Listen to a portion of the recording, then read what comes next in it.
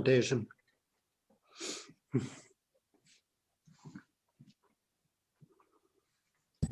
Let me know when you're ready, Kyle.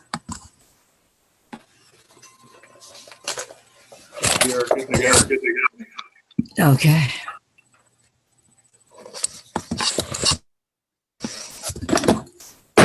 Call to order the regular meeting of the Rio Dell City Council. Roll call, please. Mayor Garnes, Here. Mayor Pro Tem Johnson, Here. Councilmember Carter, I'm here. okay, Councilmember Wilson, Here.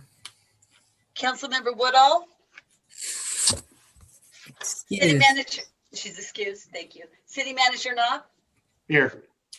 Chief of Police Connor, Here. Finance Director Dillingham, Here. Community Development Director Caldwell, Here. Water Superintendent Jensen, Here. Wastewater Superintendent Taylor, Here. and City Clerk Dunham's present. Thank you. Thank you. And we have nothing to report out of closed session. So I will stand and say the Pledge of Allegiance.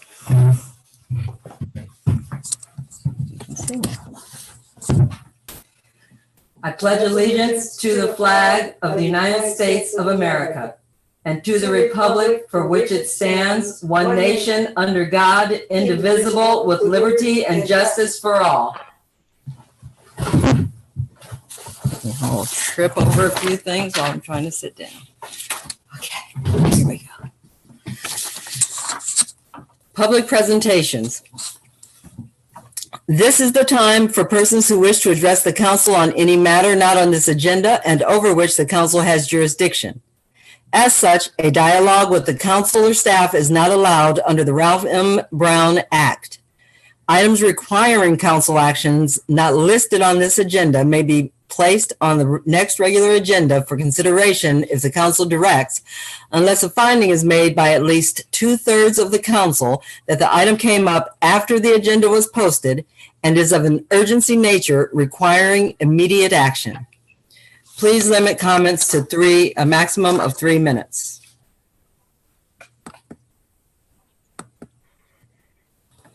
Currently, I see no hands raised. Thank you. And I have no emails that are, unless the only emails I have are related to agenda items. Perfect. Okay.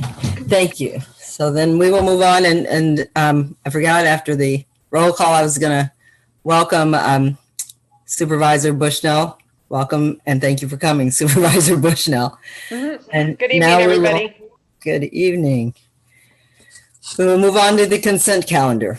Is there anyone from the council who would like to remove an item from the consent calendar? Yes, Mayor Garnes. I'd like Which to item? Item 4 and item 9. Thank you. Anyone else? No? Okay, is there anyone from the public online, email, or raised hand that wishes to pull something from the consent calendar? Currently, I see no hands raised. Thank you. No requests via email. Is there a motion to approve items 1, 2, 3, 5, 6, 7, and 8? So moved by Johnson. We have a motion. Is there a second? I'll second. Carter. We have a motion and a second. Roll call, please. Councilmember Carter, Yes. Councilmember Wilson, Yes. Mayor Pro Tem Johnson, Yes. Mayor Garnes. Yes. Motion carries 4-0. Councilmember Wilson? Item 4 is a authorized city manager to sign a customer participation agreement with RCEA. City manager, is this just like an oversight thing? Is there a charge associated with it, or is it just more of an oversight that we're doing this right on the? Yeah, there's no charge to the city. It's it allows RCEA to be reimbursed for their activity to help us with the Cal OES grant. Okay. So they get reimbursed on top of it for helping us. Correct. Right. Thank you. The other item is item 9 is on the approval of the overlay.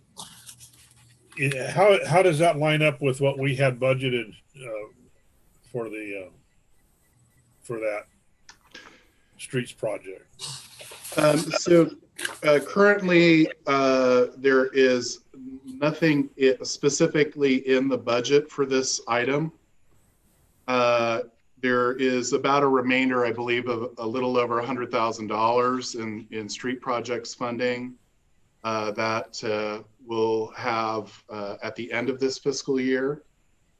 But this amount we will have to return to the council with a budget adjustment in order to move the project forward. So the bid amount of $448,415 is basically in line with the amount that the council had identified in terms of annual street work in the 5-year plan. So, so it's basically consistent with that broad-reaching planning objective of the council to focus in on street rehabilitation. But there is no specific allocation in the budget for this particular project. We will have to come back once we have a better understanding of whether the contractor believes that they can finish this prior to June 30th of this year, or if it would be in next year, in the next fiscal year, in which case we just bring it in with budget. Well, that's probably more my question is how which it sounds like you answered was more how, like our estimate. We kind of, even though it wasn't budgeted, we had a number that we were targeting to expend for this fiscal year on the because the other part, there was some stuff. I think there were some other items. I know there was one for Miller Court, and I don't know. I have the thing that was in the packet, but I don't. Do we have to go out and get an RFP for that too, to get a bid for that one over there? No, Miller Court was included in this total bid package. Okay, so I just said overlay, but so these. This Oh, includes fixing that hole. It's mostly an overlay. However, there are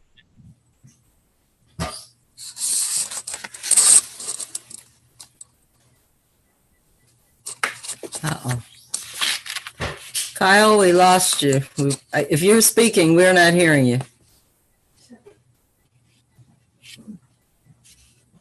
We're not hearing Kyle. That's No. City manager.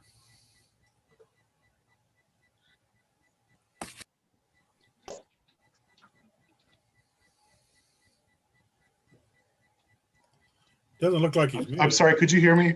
We can hear you now. We couldn't hear you before. Okay. So the project includes a lot of different components, overlay being the bulk of it. That's the primary focus of the project. And that's overlays on residential streets. However, there's everything from a wastewater component, which is adding a manhole on Ogle Avenue in a section that staff cannot reach to maintain. So there needs to be an added manhole there. There is some stormwater drainage facilities, and then there's some road reclamation on Aloha out to CC Market. So there's a little bit of projects beyond an overlay, but it's all centered around the overlay. So this basically covers everything that we were targeting for 2021 is all in this one bid. Correct, and it's a very, very competitive bid. We did have the numbers reviewed, and the contractor appears to be responsive and responsible, and is doing work relatively nearby. So This is a contractor we've never worked with here in Rio Dell, but we're looking forward to doing so. All right, so that answers a lot of my question that everything's covered in this one target. So very good. That's all I have on that.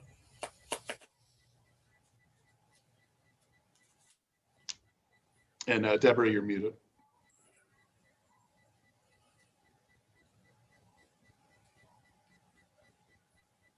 Thank you. Were there any hands raised regarding these two items 4 and 9? No, there seems to be no hands raised. Okay, then is there a motion to then accept items 4 and 9?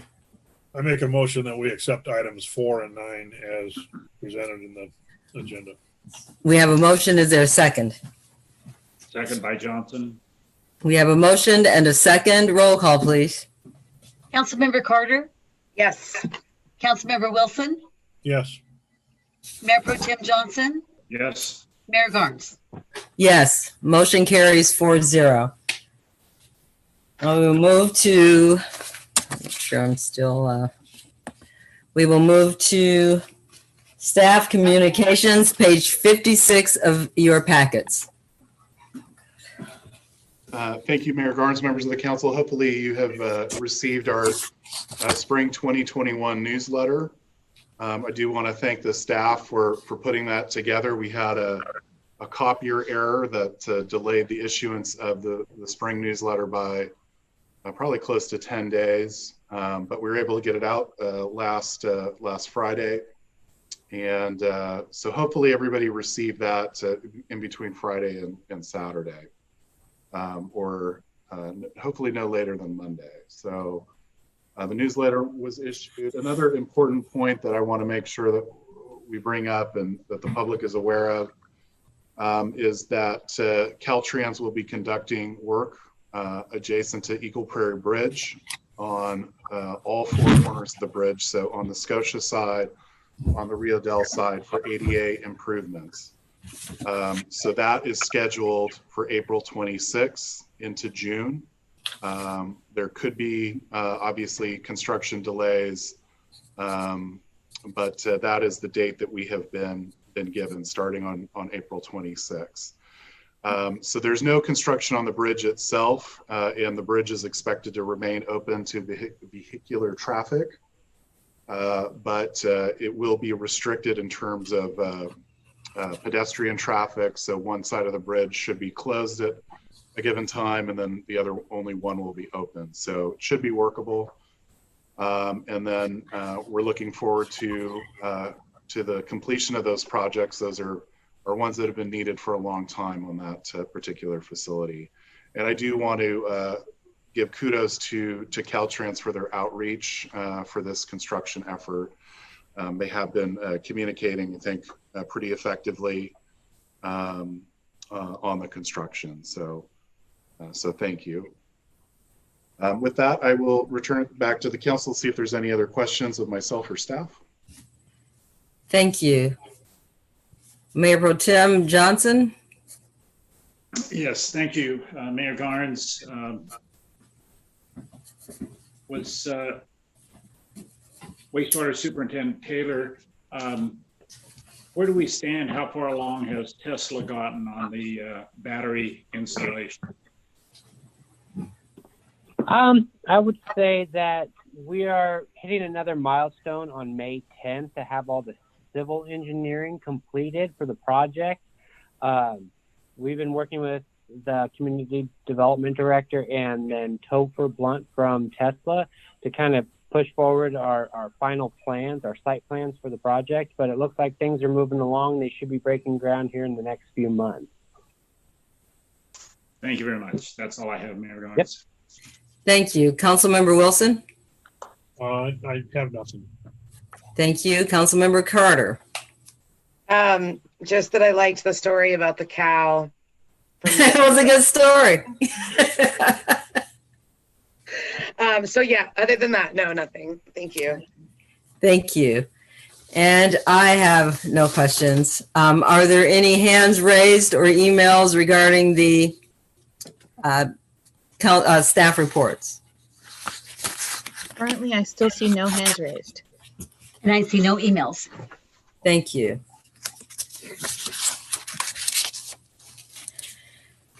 And we are now moving on to presentations.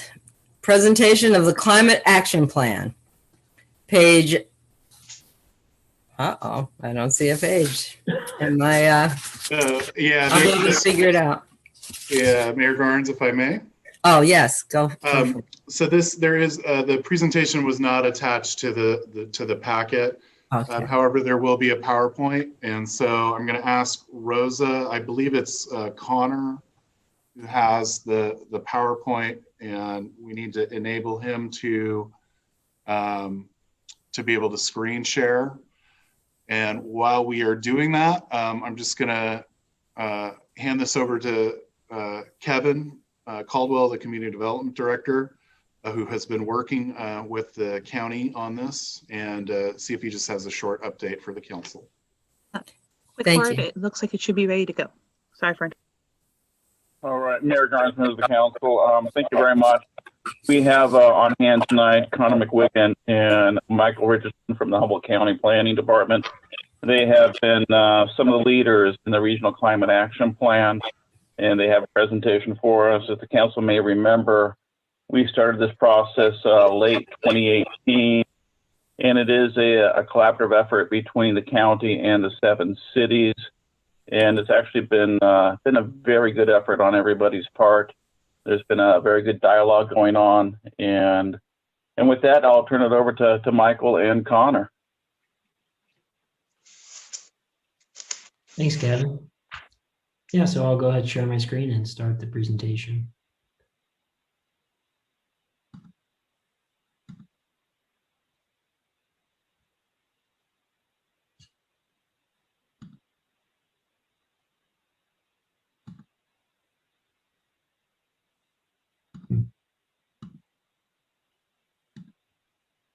Can everyone see my screen or see the slideshow?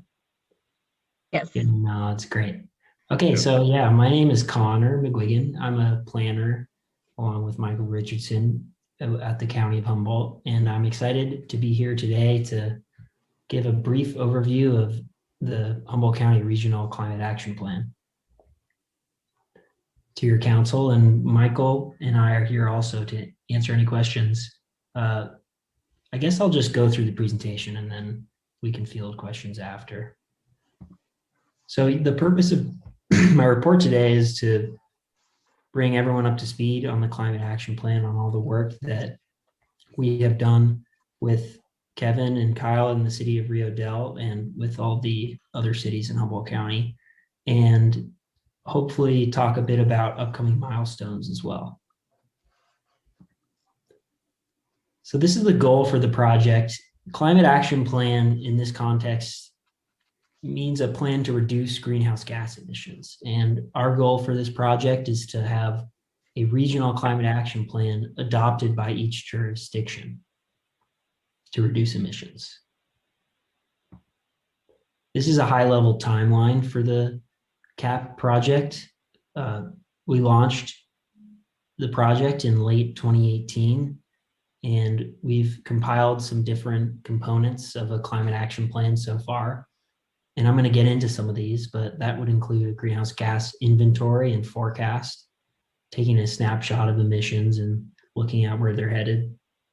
We've created measures and developed a draft, at least an internal first draft of the narrative. And then looking forward, we have the first public draft ahead of us, and CEQA review, and then ultimately, hopefully, a public hearing and CAP adoption. So CEQA is an important topic, so I thought I'd start there, an important topic for climate action plans. For all of you who may not be familiar, the California Environmental Quality Act is a set of state laws and guidelines administered by state agencies that basically set out a process for the review of environmental impacts of certain types of projects.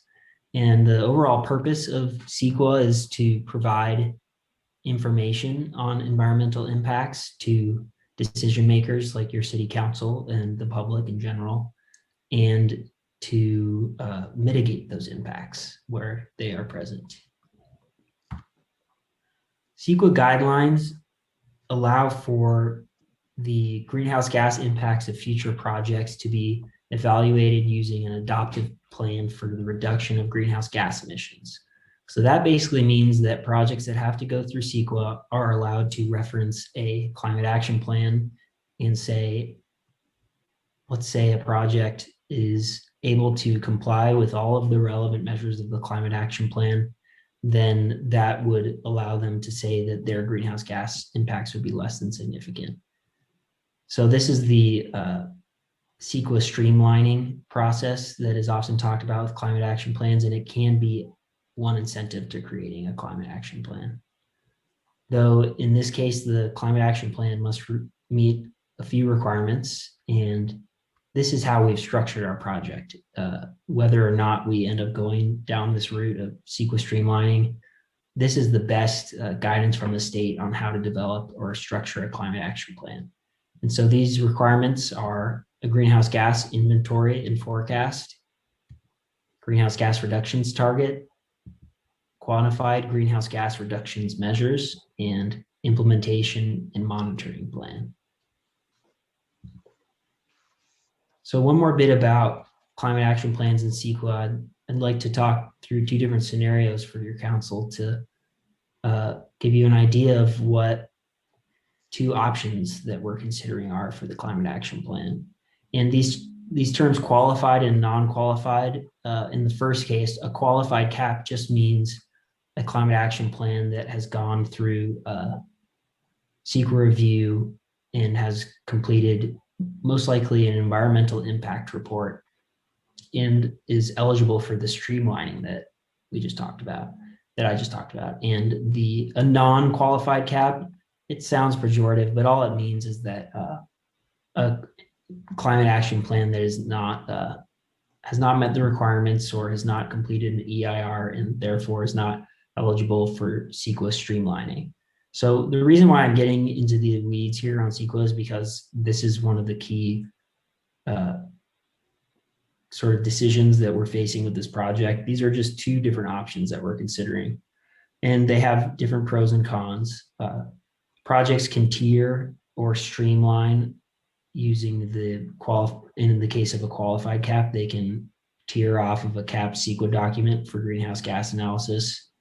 It makes greenhouse gas analysis on a project level easier for everyone, basically. And in the case of a qualified cap, there is a requirement to implement and monitor and update on a regular cycle.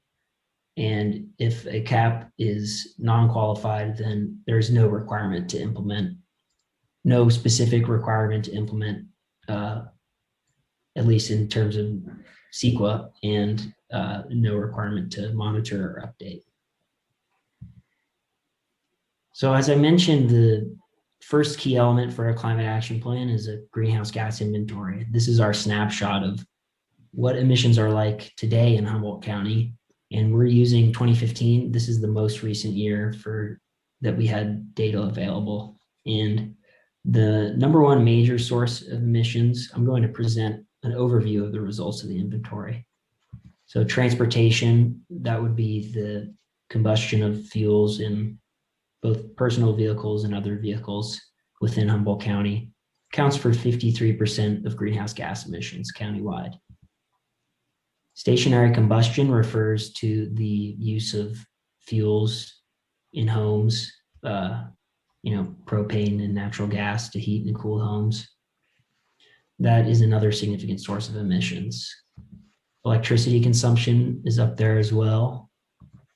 Livestock accounts for 13% of emissions in Humboldt County. Industrial sources, 6%. Solid waste. This accounts for landfill emissions, as well as there's only one landfill in Humboldt County and it's now closed. So it accounts for emissions from that closed landfill, as well as emissions from waste that is generated within the county, but processed elsewhere. And then less significant sources would be wastewater treatment and leaked refrigerants. This is another look at the data from the inventory. I'd like to show this to you because it answers some questions people often have about some of the major sources of emissions. So starting at the bottom, you can see the breakdown of natural gas versus electricity. And moving up, you can see here that gasoline powered vehicles are responsible for the highest share of vehicle emissions in Humboldt County, with diesel fuel vehicles being another significant source. This is a breakdown of that 2015 countywide inventory showing, where emissions are attributed to by jurisdiction. And you can see Rio Dell is responsible, or 1% of countywide emissions are generated within Rio Dell, and that is pretty closely related to just Rio Dell's share of the countywide population. We also looked at 1990 emissions levels, and that's what we based our target off of. So I thought I'd show this. Focusing on the blue bars, these are the 1990 levels. The two different sets of bars represent what the data looks like when you include industrial sources and when you take them out. And the reason why we look at the data without industrial sources there is because climate action plans often don't address industrial emissions because they're regulated by other agencies and they're just sort of out of jurisdictional control. And the goal with a climate action plan is jurisdictional control of a city or a county. And the goal is to look at emissions that are within the sphere of influence of a city or county. That at least is the general practice.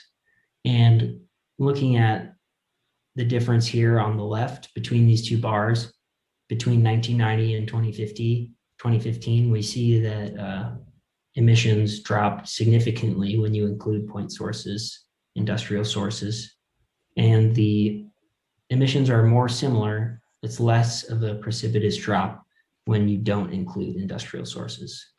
And that basically reflects the fact that lots of industrial facilities closed between 1990 and 2015 in Humboldt County. So these are the state greenhouse gas targets that most climate action plan targets are based off of. The state had a goal to reach 1990 levels of emissions by 2020. And for 2030, the state's goal is to get 40% below 1990 levels of emissions.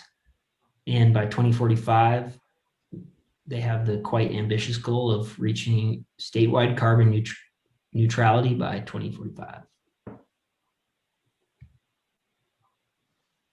The staff that are working on the climate action plan at the county and Oreglo Coast Energy Authority, we are recommending that we pursue a target of 40% below 1990 levels by 2030. And if the council is interested, I have some charts that show what it would look like to meet that target. We still haven't decided on a target, and I think that's going to be more of an iterative process once we speak more with city councils throughout the county and speak more with the public and talk more about it internally. But this is the first recommendation for a target for the climate action plan. This is a slide that shows the different emissions trajectories. And this will take a little while to break down, I think. And so I'm going to move on. And if someone wants me to come back to this, if anyone is interested in seeing what it would look like to meet that target, 40% below 1990 levels, I'll just come right back to it and we can talk about it. But I'd rather move on and start talking about some of the actual measures that are potentially included in the climate action plan. Sorry, I moved back. These are some of the different sectors that the climate action plan is targeting. Land use planning, that relates to greenhouse gas emissions because it relates to people's transportation choices. Low carbon transportation, that would refer to electric vehicles as well as alternatives like walking and biking and public transit. Important to reducing electricity emissions and stationary combustion emissions that we just saw would be actions to improve the efficiency of buildings and facilities. And renewable energy generation is, of course, important as well. Waste prevention, reduction, and diversion, and carbon sequestration. Carbon sequestration refers to basically not just trees, but nature's ability to store carbon within biomass naturally. So it sequesters carbon from the atmosphere and stores it in a stable matter. And in that way, it counteracts greenhouse gas emissions. These are some, this is a high level overview of some of the measures that are included in our first pass at the climate action plan draft. So measures to incentivize a more increased density of development in more urban areas in Humboldt County who are interested in this type of measure. It would look like rethinking certain aspects of zoning codes, for instance, or perhaps providing incentives to developers to include more housing or commercial units within their proposed development. Adding additional bike lanes, that could be seen as sort of a no-brainer to if the goal is to improve people's ability to bike around in Humboldt County. Promoting electric vehicles, provide more opportunity for transit use, increase the use of low carbon liquid fuels like renewable diesel, switch from natural gas to electricity in buildings, increasing energy efficiency of buildings. And I'm happy to talk about any of these more because we've taken a really good look at all of these different ideas and have lots of ideas for implementing them. So assist with zoning and implementation of small renewable energy development, supporting Road Coast Energy Authority Repower Humboldt goals. That's referring to a plan that RCEA has to sort of move Humboldt County towards a more 100% renewable energy future. Promote forest and agricultural land stewardship. There's a whole chapter in our climate action plan about that, improving resilience and improving carbon sequestration in our natural lands. Reduce construction and event waste and expand green waste programs. So these are some of the ideas that we're kicking around for the climate action plan. To close, I have a timeline for the remaining tasks with the climate action plan. So we're completing a measure selection spreadsheet and participating in a process to choose what measures will end up in each city's cap and the county's cap. So this is a regional climate action plan, but ultimately it's up to each city and the county what they want to include in their portion of the climate action plan. So we're working to create this spreadsheet. We have created a spreadsheet that is basically like a big calculator that shows the amounts of emissions reductions that you can get from certain actions. And each city is taking that spreadsheet and they're putting in different possibilities for how they will commit or not commit to different actions. And then the spreadsheet allows them to see if they're close to meeting the target. Next, once we sort of work through that process more, is to work on a target selection process.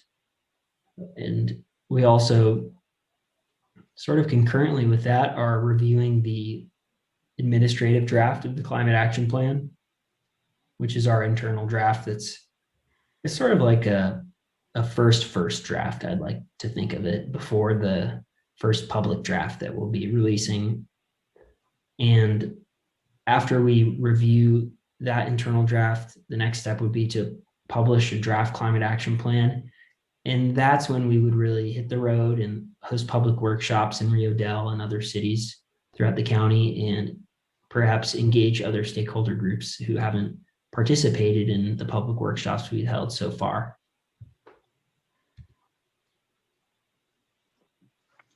Now, I mentioned that about the public workshops. So the next step would be to review implementation and monitoring strategies, and then begin CEQA review. And once we have completed the CEQA process, that would be the time to take the climate action plan to local jurisdictions for adoption meetings. That's all of the slides that I have today. I think so. Thank you all for your time. And Michael Richardson is here to help me answer any questions that your council may have for us about the project. Yeah, and I appreciate the opportunity. Thank you. Thank you very much for that presentation. Hopefully, maybe we can get a paper copy of it so we can kind of review it a little bit, but I will take then this to the council and ask if there are any questions. Council Member Carter? No questions. I'd also be interested in a paper copy, just so I have that information so I can look into it on my own a little bit. But no questions from me. Thank you, Connor. That was a lovely presentation. You did a good job. Thank you. Council Member Wilson? Yes. Are we required by the state or federal government to meet any guidelines in this requirements that we have to reach a number of reduction for the city of Rio Dell?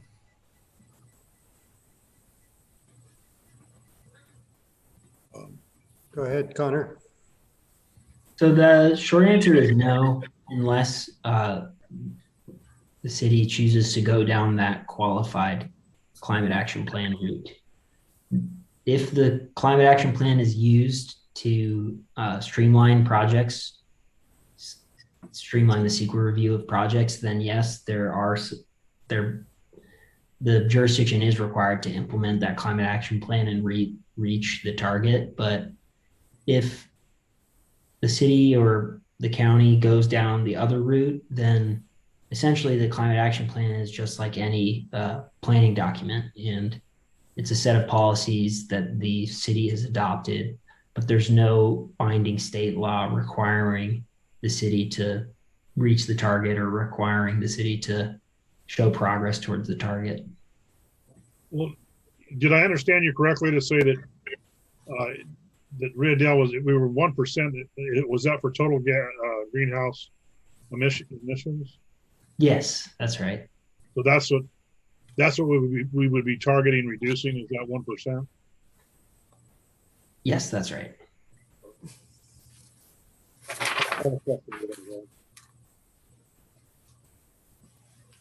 I'm sorry, Frank, what did you say out there? Were you I just asked a question. I didn't really make any more comment. I'm good. That's all. Okay, thank you. Mayor Pro Tem? Thank you, Mayor Garnes. Is there any real benefit to the city if or the county to get a qualified climate action plan versus unqualified? Yeah, I'll pass that to Michael. Thanks for the question. Okay.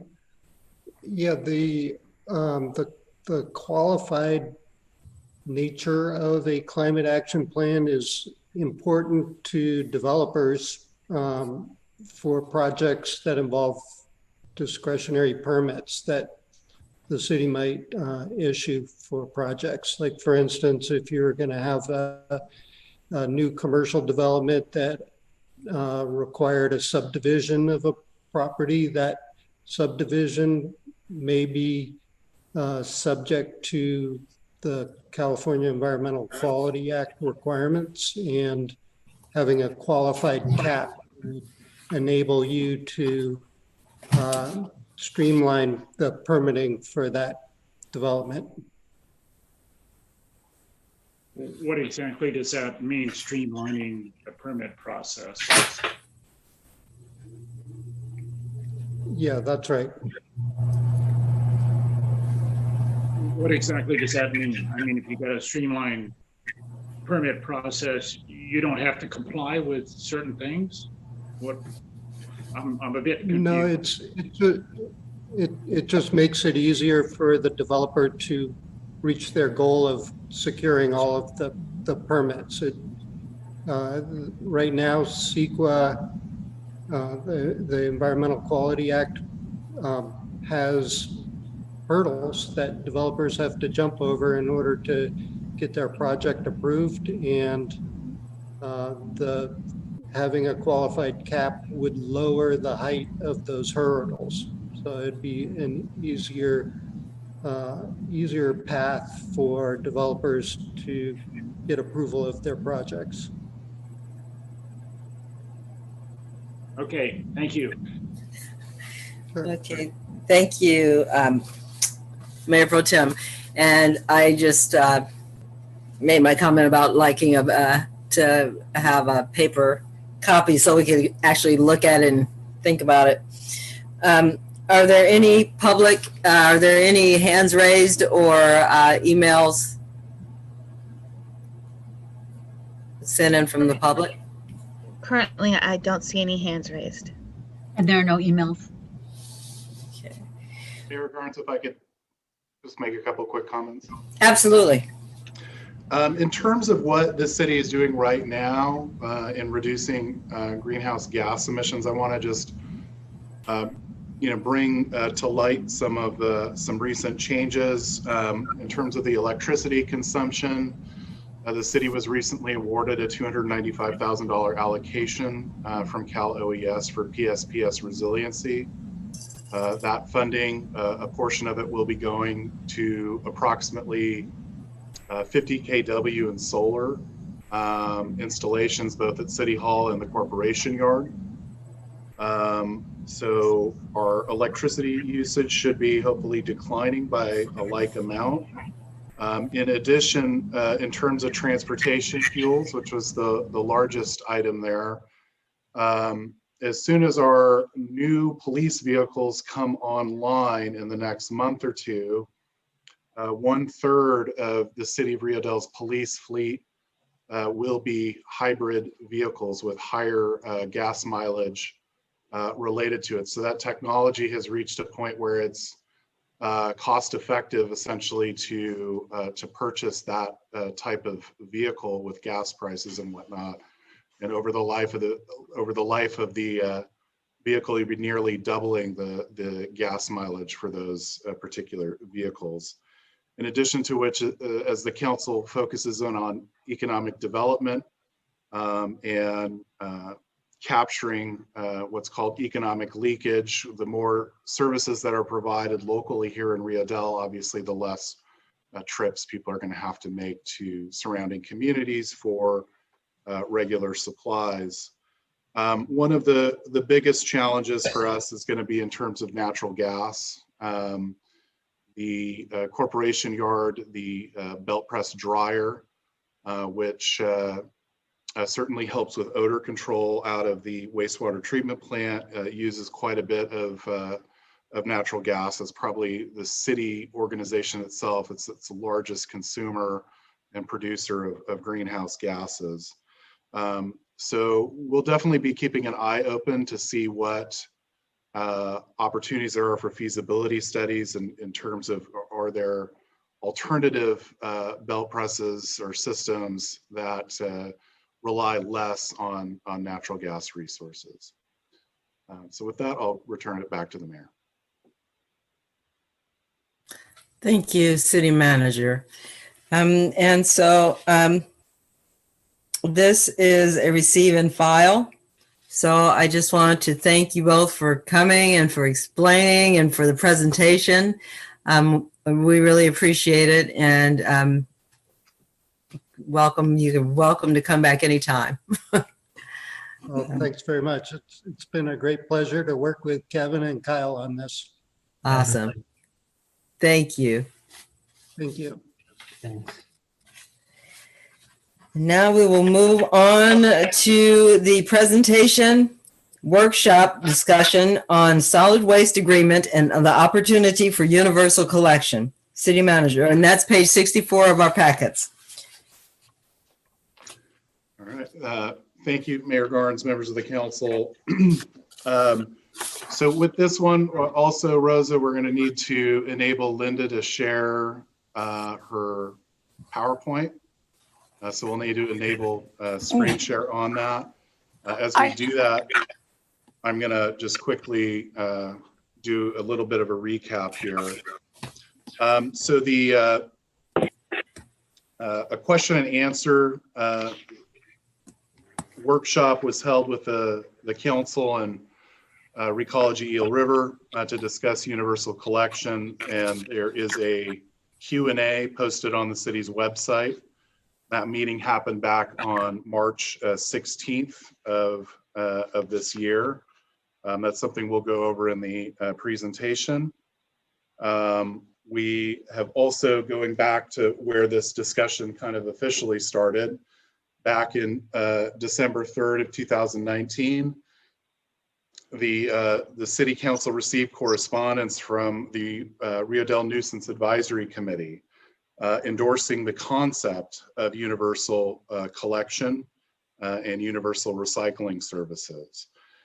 So prior to that, the Nuisance Advisory Committee received a presentation regarding universal collection, and really one of the main takeaways from that presentation was this economy of scale between the city of Rio Dell. In order to implement universal collection, we'd really need partners in that effort in order for it to proceed in an economical and most efficient fashion. So back on November 18th of 2020, the Nuisance Advisory Committee also issued correspondence to the city of Fortuna, also endorsing the adoption of universal collection and recycling. So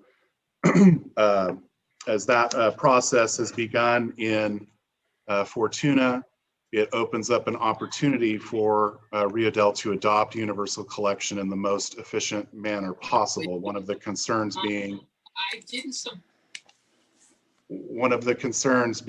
that you know, if we went alone, doing universal collection would not be cost effective. And then if we miss this opportunity, the potential cost of adopting universal collection down the road as state regulations increase becomes more costly.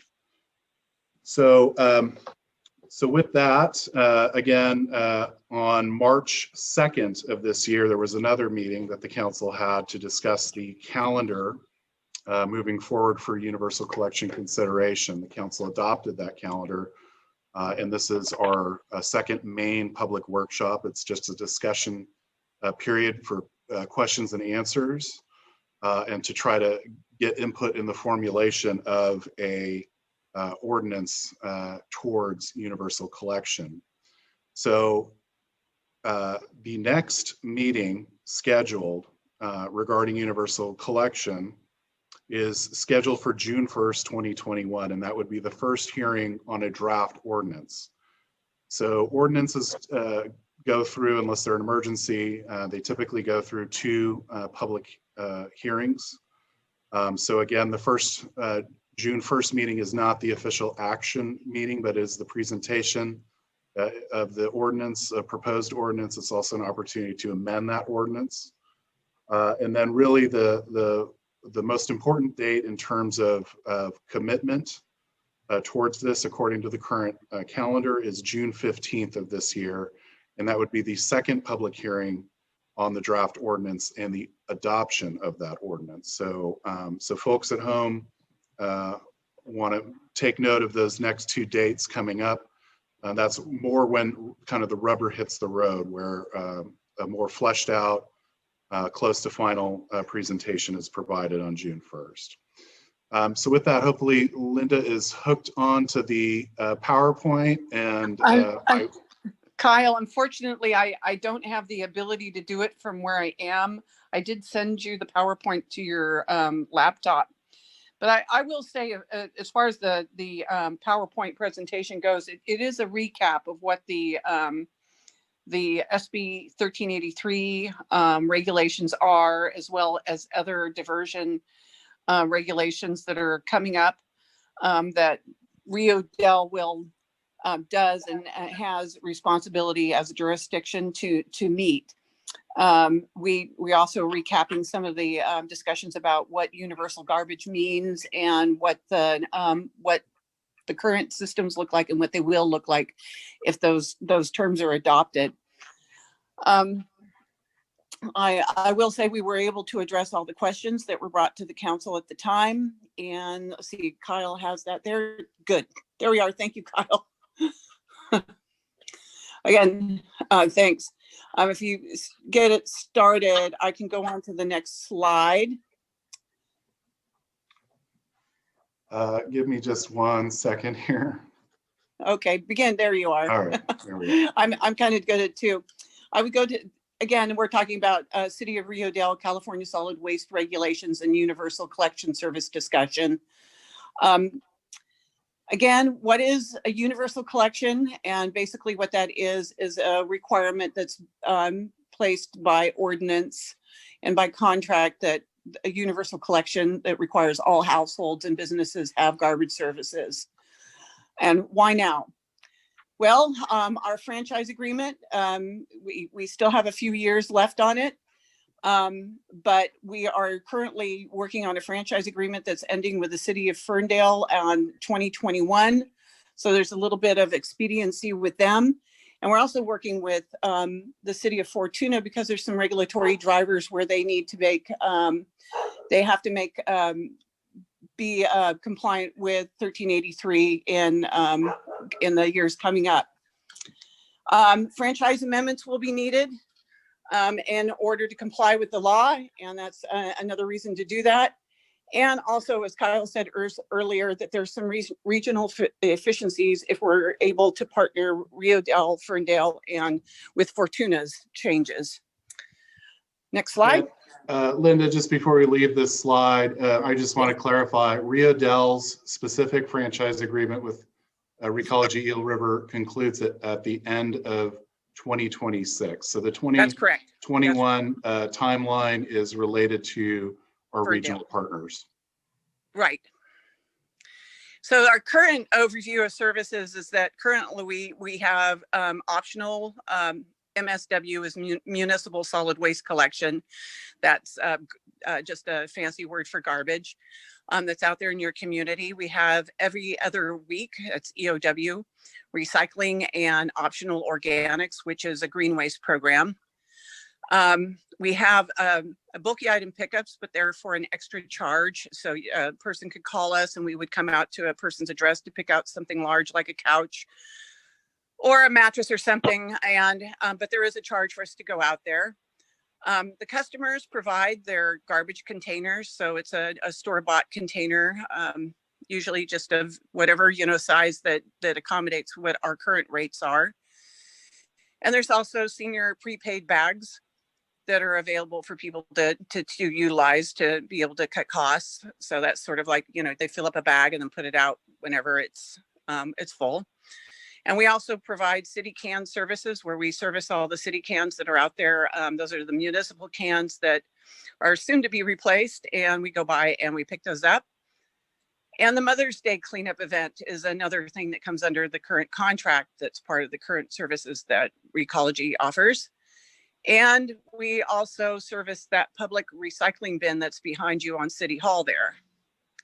So what we're proposing with the universal garbage service is that all the residents would be required to have garbage collection.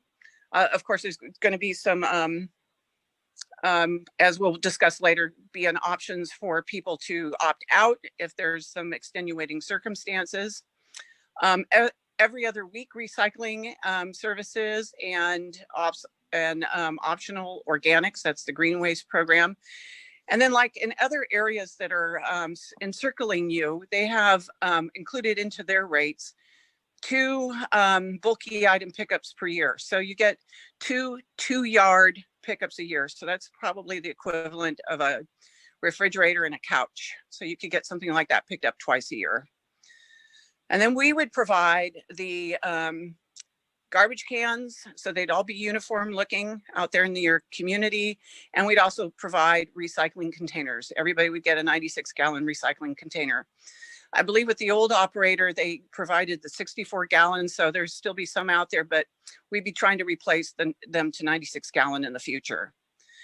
And then it would be up to the council of whether or not there would be a discount of a 20% discount to seniors or low income folks, that perhaps maybe they'd be able to show that they're low income as a result, and be able to document that from, maybe the CARES program with PG&E.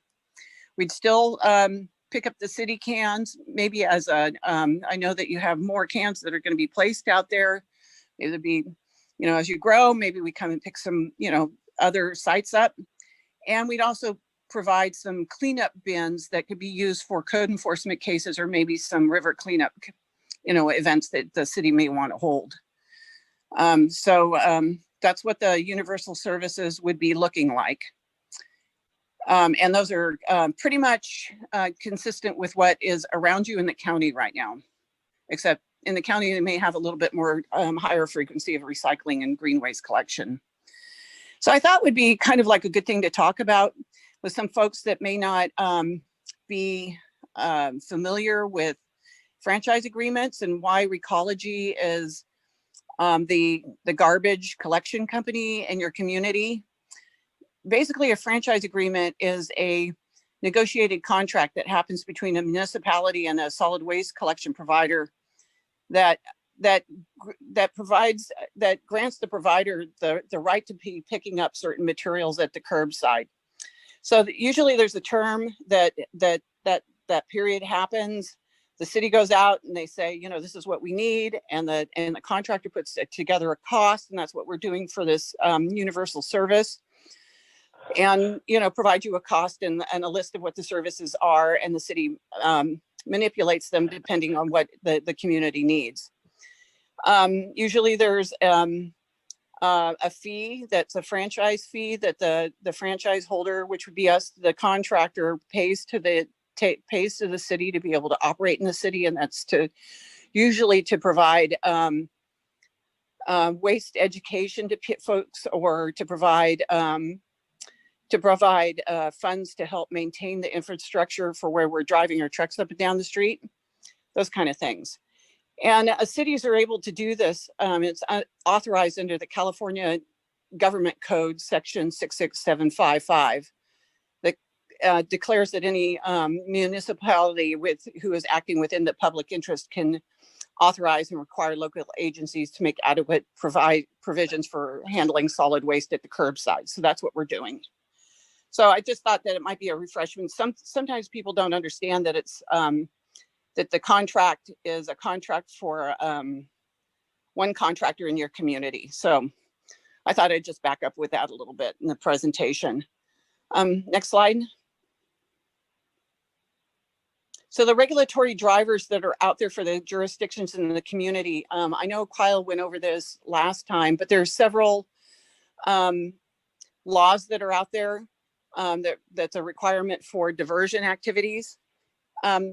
One is AB 341, which is a requirement that makes businesses, that requires businesses that generate over 4 cubic yards of garbage per week have recycling services. And that's one of the things that's out there that the state regulates. AB 1826 requires businesses to arrange for organics collection services based on the amount of waste generated per week. One of the ones that go to the general public is AB 939. That's been around for quite a while. That's the one that most folks have heard of, that was a requirement of jurisdictions to make a 50% diversion by the year 2000. That has been upped since then to be more like 75% by the year 2020. The new one that is most is the one that's of most interest to the communities up here right now is SB 1383. And that's the one that establishes targets to achieve a 75% reduction of organic waste by the year 2025. The interesting thing about that one is it's interesting that you had the climate, you had the greenhouse gas guy and the climate action plan on earlier. So this is sort of relates to that. Can you go next? I thought, Kyle, maybe we'd play the video again. If you could press that start planning now button there, it might play this. Oh, it didn't. It doesn't. It's not linked any longer.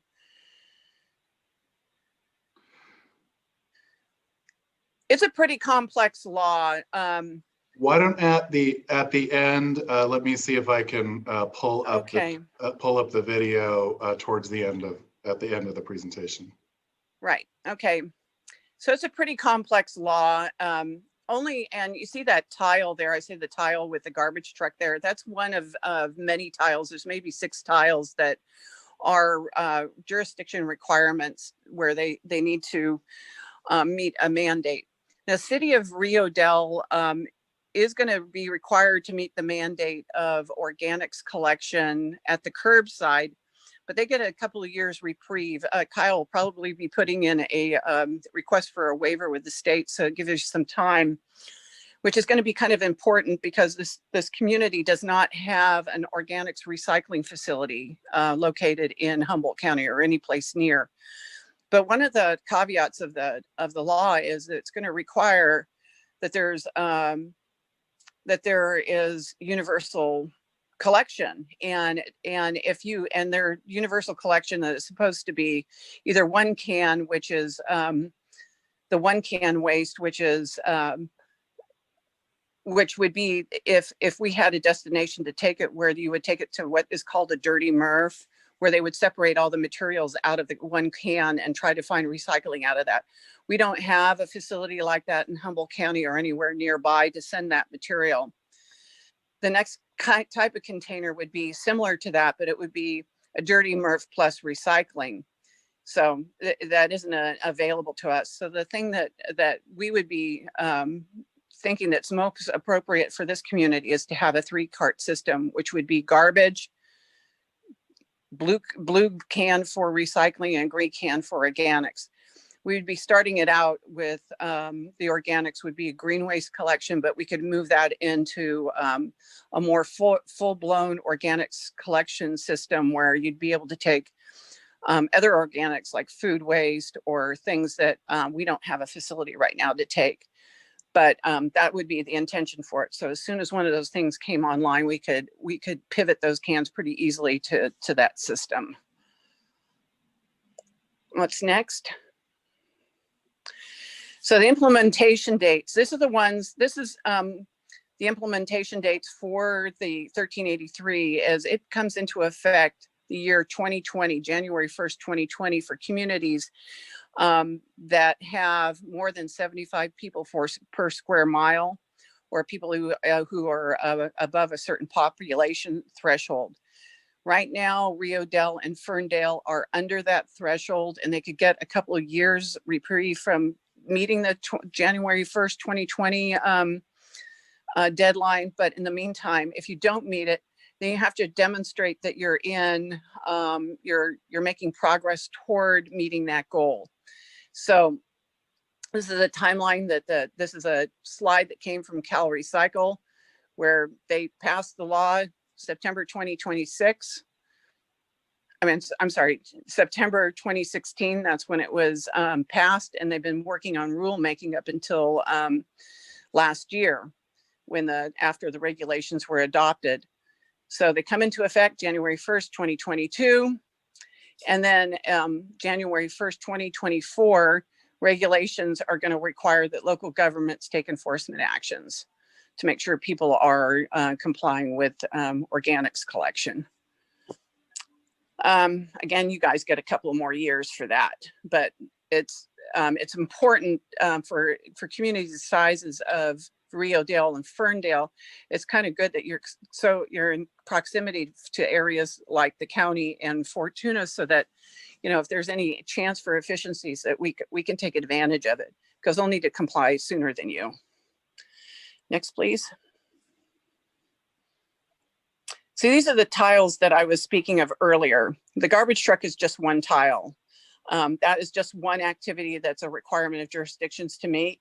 The other tiles are that the jurisdictions need to establish edible food recovery programs. There's efforts like that going on in the county right now. They've been privy to in some of our local task force meetings. They need to conduct education and outreach to the community, procure recyclable and recovered organic products, secure access to recycling and edible food recovery capacity, and monitor compliance and conduct enforcement. So these are things that come down from the state of California, and we're trying to help you with the first tile. All those things, and the first tile is the one that will take the longest. Next, please. Again, these are the jurisdiction requirements that is going to show that there's meeting of compliance. The first one is a passage of ordinances by the year 2020 by the local agencies, by jurisdictions such as yourselves, and before you it'd be Fortuna. Compliance monitoring and education programs will be required by the year 2022. The activities be done between 2022 and 2024, and compliance monitoring and enforcement would be done after 2024. Next, please. So the next steps toward compliance is that we want to run toward getting the first tile done, which is to establish, you know, a program or a direction toward getting universal garbage service. So the first step of that is to receive the public input to see what kind of services that we want to implement, and that will lead to amending our franchise agreement. At the same time, or around the same time, there'll be an ordinance adopted, and then we'll implement the universal collection service. We're thinking that will come online, if all goes to plan, January 1st, 2023. So next, is there a next slide? And I just went through the contract. So we did take questions and answers from the March 16 meeting. They're on the City of Rio Dell website. I don't know, it seemed like there's quite a few on there that it was kind of cumbersome to bring up on the slide. I don't know, Kyle, if you have the ability to get. Yeah, if you'll give me a moment here, and Linda, you just became muted, but if you give me a moment here, I'm gonna try to see if I can pull that up and screen share that as well. Okay.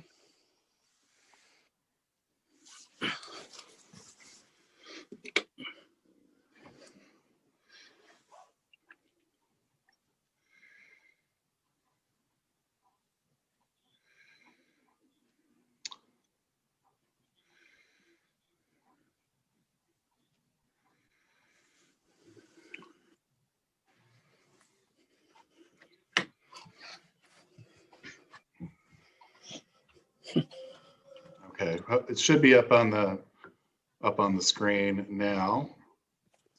Okay, so some of the questions was, how much would it cost for a mandatory universal collection? We're estimating 9% sounds pretty scary.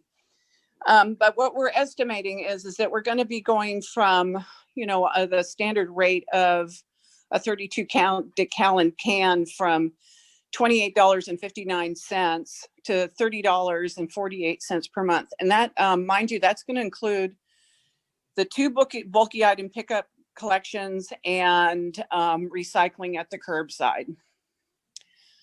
The next question was, would there be a participation exclusion process for properties that are hard to access by Recology vehicles? Now, this is, there's usually an exclusion process that the cities like to have for their contracts when they go universal for situations just like this. It would be for hard to access areas, and also for residents who produce just essentially no garbage, and people who can demonstrate that they've got it covered under different means, like through high diversion behaviors at their own home. There are a few other exclusion areas, like if you have a property that has several units, the city can decide that, 1 unit might have 1 garbage receptacle and 1 recycling receptacle. So there won't be, each unit would not have a requirement for having garbage service. Will there be discounts provided for seniors and or low income households? Now that's possible that we can do the discount. It'll be at the discretion of the city council. We could do that. There is a cost for the system no matter what. So, whatever discounts we provide to others, it would have to be passed on to the other ratepayers. But that's certainly a consideration we can take into account. Are there any provisions for customers who generate? We already went over that. And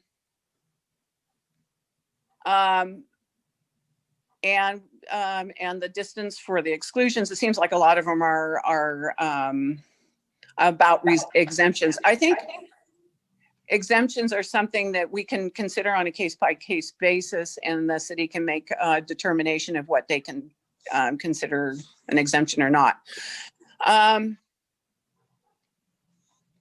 So why is the proposed, thank you, Kyle, I could see where I am. Rates in the subscriber base for Rio Dell will double. Why isn't it cheaper? Well, it's the economy of scale is factored into that, into the rates. We're going to be setting up a rate process. It's a little bit different than what the city of Rio Dell and the other communities are accustomed to. We're going to do a total transparency type of cost of what the programs are. We're going to lay out what percentage of the costs go to disposal, recycling, processing, labor, what part of it is the franchise fee, what part of it is Recology profit. All those things can be set out there. And so, we've had to make some assumptions when we're putting together a universal collection system using just, the information that we have. What we're proposing to do is to take a look at what our assumptions are 4 years after the services begin and check and see what the costs actually are. So if we overcharge, we can adjust. And if we're undercharging, we can adjust there too. So then that way there's a transparent way that people can take a look at how the rates are being determined. Who's responsible for paying for service if the tenant fails? The jurisdictions that have universal garbage do place the responsibility of payment of the bills on the property owner. And what normally happens is that property owners will, if they have a tenant, they'll add the garbage rate onto the rental fees for their tenants. If they don't want to do that and the tenants are paying their fees, we do have a communication system with the communities. We let Rio Dell know, the city of Rio Dell know, the owner and the tenants know that we'll be contacting the property owner if the bills aren't paid, and we'll take care of it that way. If they aren't paid, then there is always a process of putting liens on people's properties, but we try everything we can not to do that. Some people prefer to pay it that way though, so you can't go by that. If I take my garbage to the transfer station once a month, it's cheaper for me to do it that way. Why should I have to participate in the program? Well, we've found that we're able to track from where people are bringing their garbage, and we've been able we have when people come to the scales, we ask them what their origins are. That's the reason why we do it, so that we can tell how many tons are coming from each jurisdiction. And with that, we can tell how much they're paying for the garbage service. If people were going 7 days a week, they would actually be paying every 7 days to get rid of their garbage as state law mandates. They'd be paying more per month than they would if they were to pay for the service at the curbside that we're proposing. I think that pretty much a lot of the questions are redundant. Do you see anything different, Kyle? I am looking. They're talking about, we're going to offer a number of size receptacles. We're thinking that we may even offer, we have 20 and 32 gallon size receptacles. For garbage, we're thinking that we may offer some other sizes in addition to that. Like 60 and 90 gallons, so people don't have to drag in a ton of different carts in if they want to upsize rather than not have a 32 gallon size. And they'll all have wheels like they have in Eureka. I think that's about it. And the timeline again is January 1st, 2023. And that's when we would start charging the rate. So I don't know if there's any other questions that we can add to this list, but these are the ones that the questions that we got at the last meeting.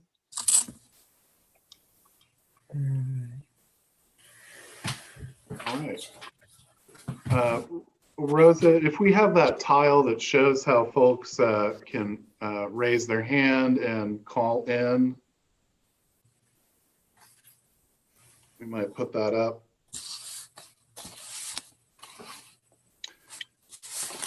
So, do you want me to go ahead with the council, Kyle? Yes. Okay. So I will open questions up to the council. Councilmember Wilson? Yes, a couple questions. You made a couple references to the 20% discount for the seniors.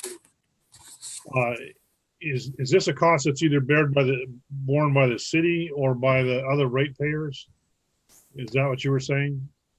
It's sort of, it would be the other ratepayers.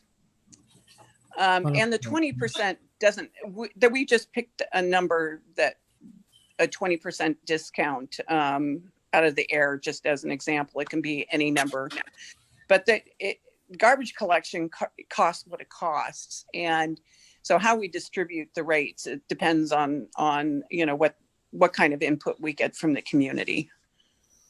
So then it would be necessary probably for the city to write it into an ordinance that would say if we're going to give seniors or low income people, whatever, a 20% discount, then that cost has to be spread out amongst the other ratepayers.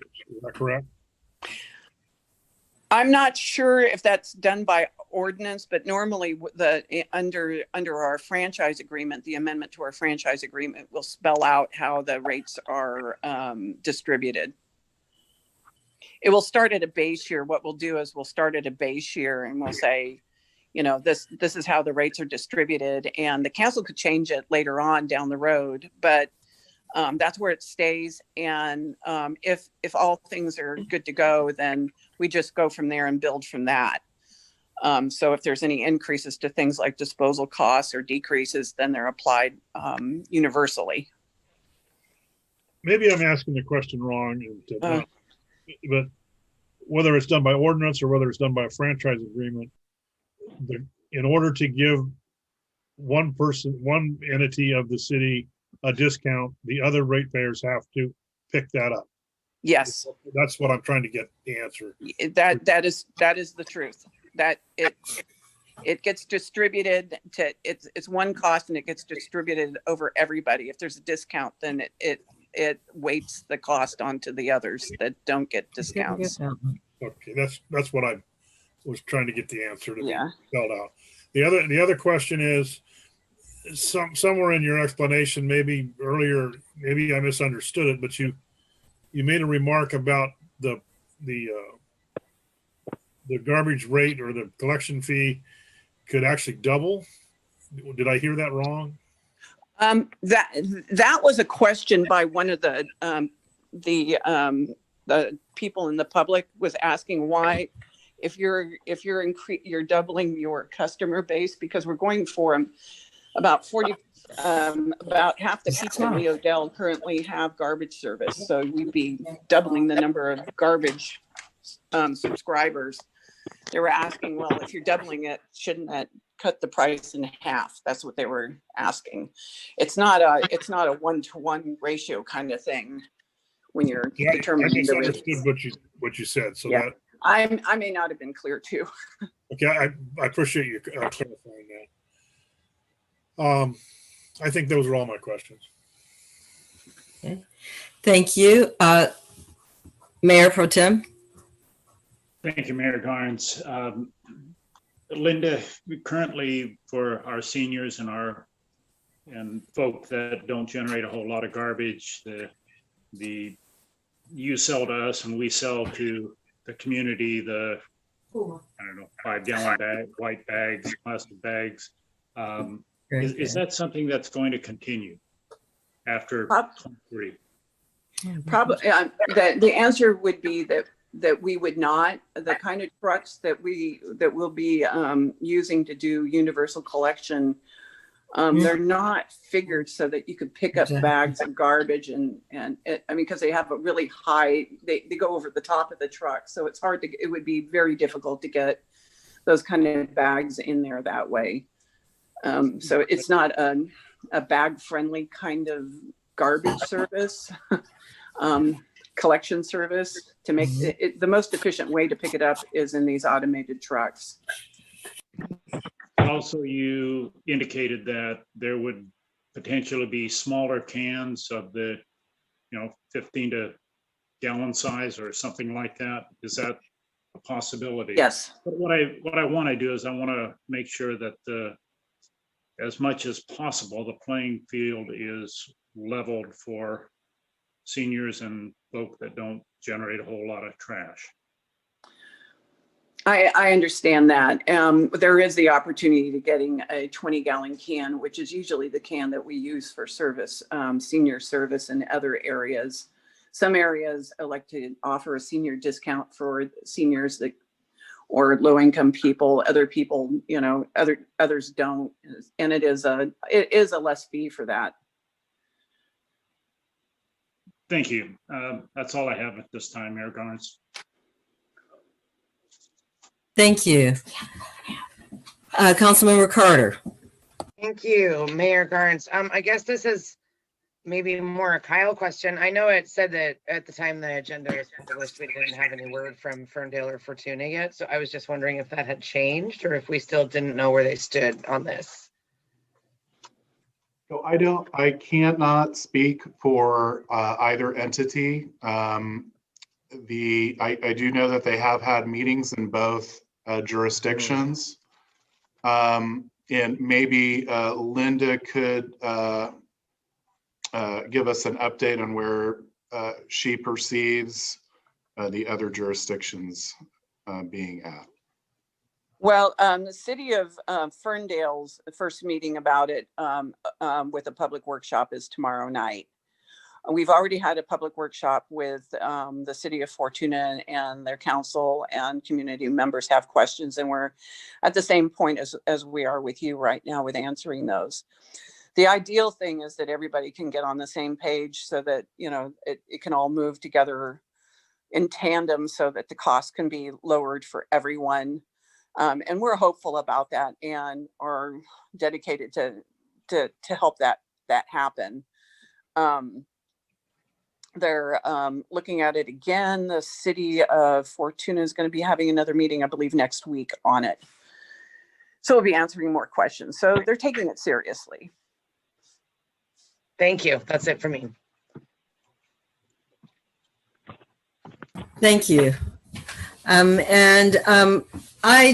had a citizen call me and ask me some questions that now I'm going to forward. Well, some of them have been answered, I believe, but one was about noise pollution, actually, and about, the beeping in the morning. And was it going to be more than one day? Does it go from one day pickup from Rio Dell to like 3 days, or that kind of situation? We're looking to do all of Rio Dell 1 day a week. One day? Awesome. Yeah. So that it would be, you'd have garbage service the same day as your recycling.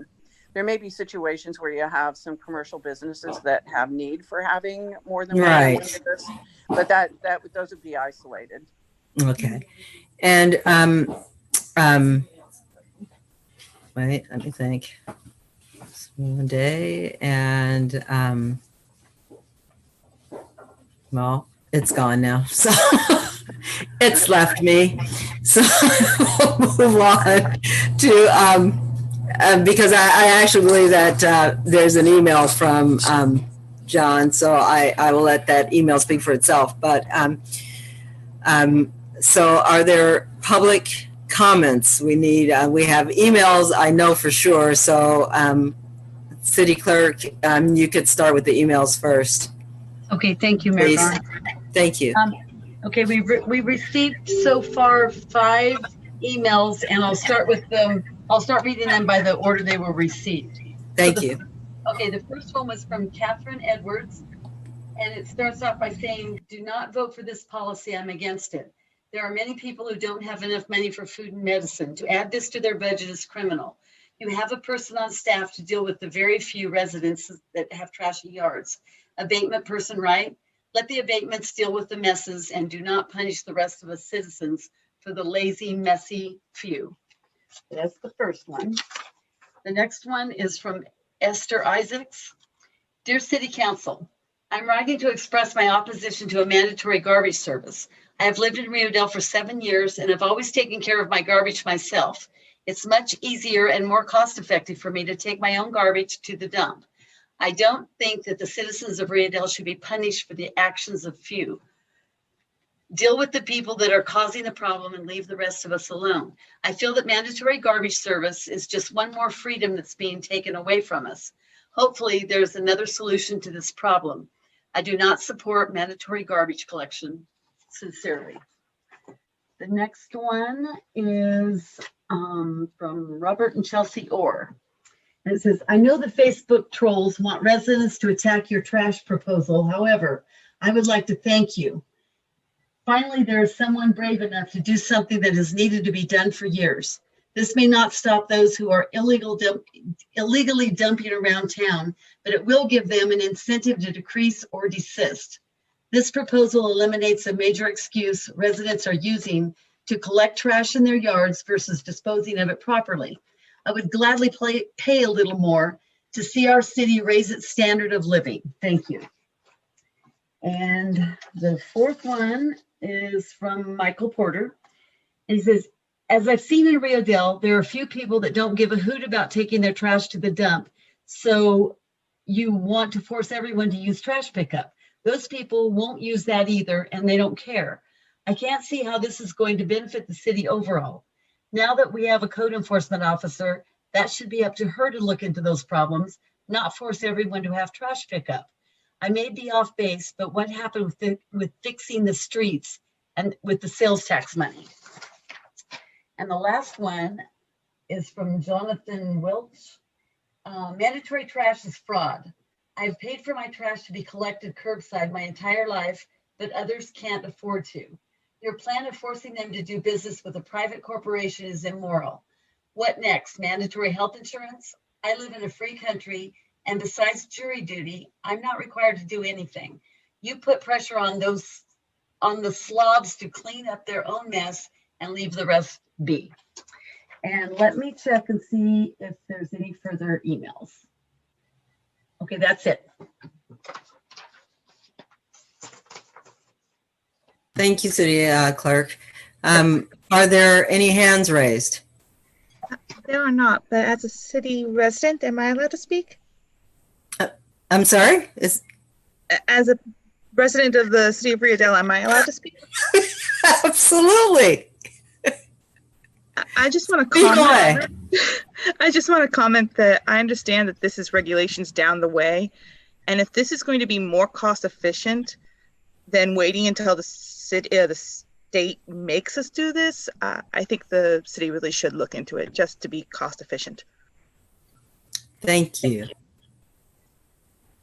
And so there are no other hands raised? No, there's currently no Okay. hands raised. Emails. Thank you. Okay, thank you. And the other, one of the other comments that was brought to my attention and came back to me was, I think more actually for the city, was regarding bins that we have an ordinance that requires everyone to have their garbage bins out of sight. And what happens with people who don't have the ability to have them out of sight? And then, of course, how are we going to enforce the out of sight, which would be a code enforcement situation? But that was another one of the questions about the bins being, because of the ordinance that Rio Dell has. And so that's actually a city question, not one for you, Linda. And so at some point, hopefully in our public meetings, that could be answered. So I do believe that this was a receive and file. And if there are no other questions from council, staff, or public, I believe that we have come to the end of this discussion. I appreciate you, Linda. I think we all appreciate you being here and answering questions and being available to us to answer questions. It is really appreciated. Well, thank you for having me. And anytime there's any questions, if you know, anybody has, you know, I'm available for that. Awesome. Okay. Thank you very much. And so we are now going to move on from universal collection to the presentation and discussion on draft economic development goals and actions to achieve economic, there is no end of word, economic resiliency. I'm going to just make a word up because it's missing a word right there. So anyway, city manager, that's our packet, page 83.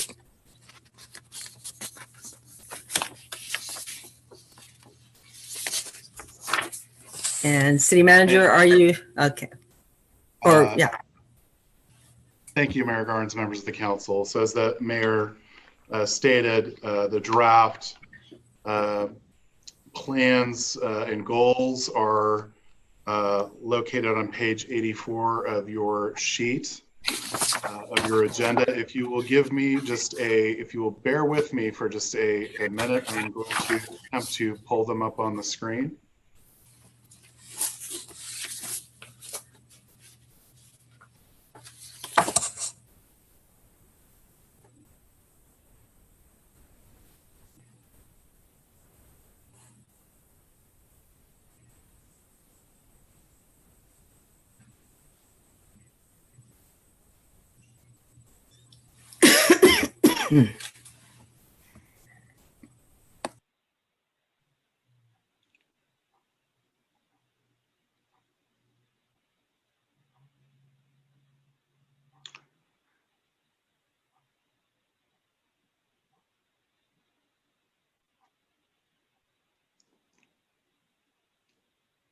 Just need a couple more minutes, sorry.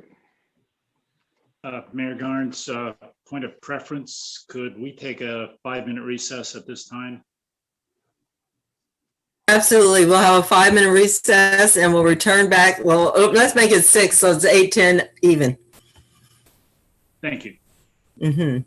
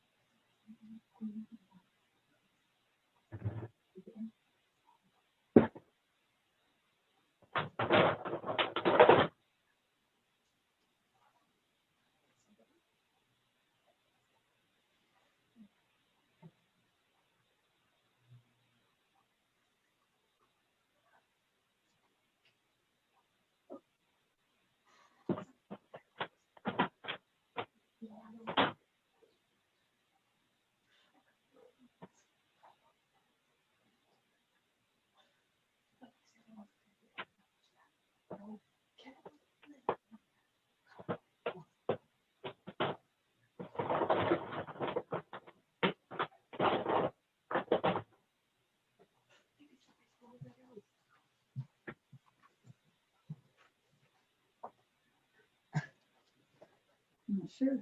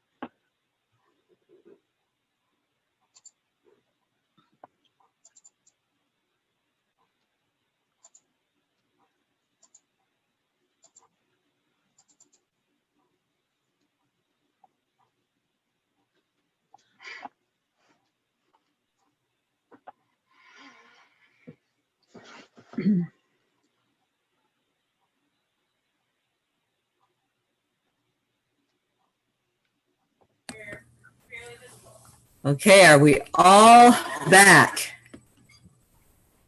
All right. So city manager, take it away, please. Thank you, Mayor Garnes, members of the council. The ad hoc committee for economic development, which is Mayor Garnes, Mayor Pro Tem Johnson, have been working on, along with staff, on the draft goals and actions to achieve economic development and resiliency. We have met with Scott Adair from Humboldt County Economic Development, and as well as Gerbeck Sahota from Cal ED, which works with a lot of smaller jurisdictions towards the goals of economic development. What is before you is really kind of a preliminary goals and actions for an initial steps towards economic development. One of the things that was made really clear to us is economic development is a process that occurs over time. It's not simply one report or one effort. It's something that is revisited and built upon. So this is really essentially a starting point for the next wave of economic development. I will try to keep this short. This is just a briefing item. We will be coming back for the council's next meeting for action to turn this draft item into a non-draft document, as well as some potential recommended actions for the council to take. So we'll just go over, do the brief overview of the material. With any economic development plan, you want to establish goals, and we were encouraged to kind of reverse engineer where we wanted to be, and then reverse engineer that from that point to develop action plans to achieve those goals. So amongst the 5 goals listed is the maximization of the economic potential of Rio Dell, which is a bedroom community. That is one of the fundamental,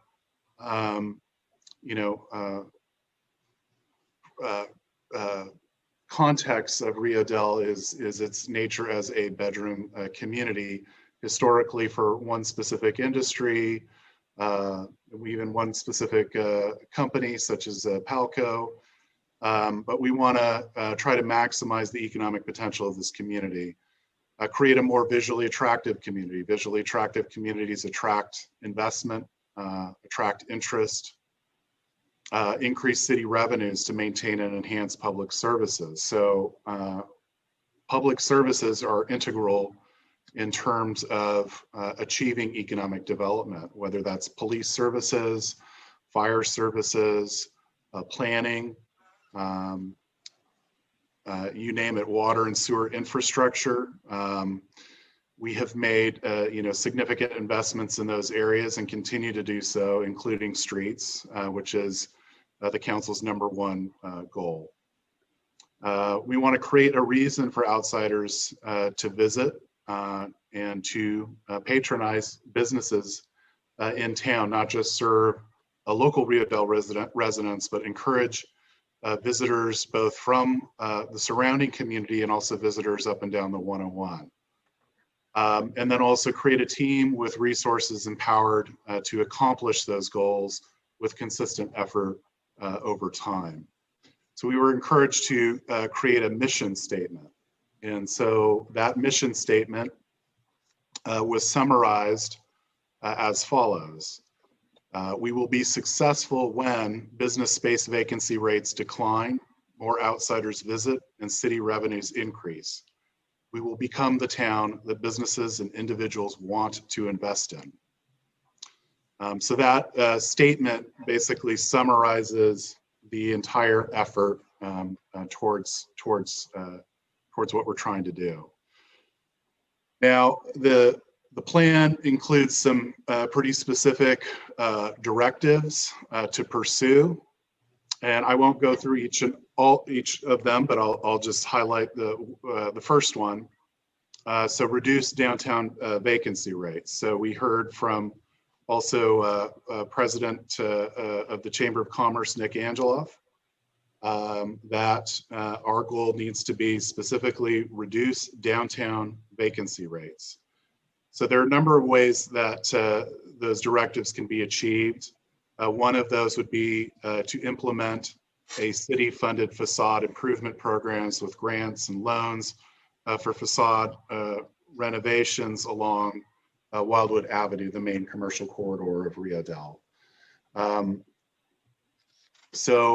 Obviously there's several other ideas, including walkability, the concept of phantom art galleries, off-street parking for long-term growth, purchasing, for example, some of the properties in need of extensive rehabilitation. One example would be the old BP gas station, and remediating the pollution on site to make it available for development. To work on the future of the Eagle Prairie Bridge, to make sure that Caltrans is prioritizing that bridge and making sure that it's seismically resilient, since one of the #1 threats to this community and to the broader state of California and the West Coast is seismic in nature. And if that bridge does go down, it's highly unlikely that the state of California would pick up the tab to rebuild it, including developing and implementing mural programs and other ideas. This is certainly not an exhaustive selection of options to reduce downtown vacancy rates, but is a start in this effort, and including creating defined objectives with achievable results. So we go through increasing the number of out-of-town visitors and strategies regarding that, increasing the quality of life for residents. More and more important are parks and open spaces. And we see a lot of our neighbors who've done a very successful job in economic development, really investing in public spaces and parks and facilities. Providing quality data to decision makers, staff, investors, and the community. So that involves implementing metrics to measure the success of economic development strategies. That includes conducting studies through third-party professional analysts who can identify perhaps leakage studies. That information then can be used both by this council and your role as decision makers in the community, be used by staff, by members of the public, and by investors to identify, potential opportunities for investment in the community. We need to do a SWOT analysis, a comprehensive SWOT analysis. We also need to capitalize on the strengths and opportunities. There's been actually a lot of progress related to economic development over the past few years. And certainly one of the things that we were encouraged to do is to play to those strengths and let them lead the way.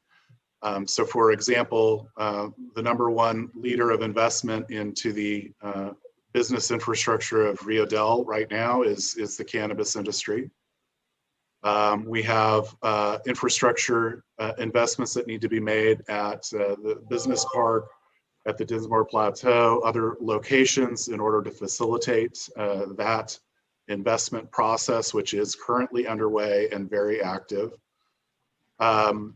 There are also plans that the city is implementing through grant monies to identify plans for underutilized or vacant parcels.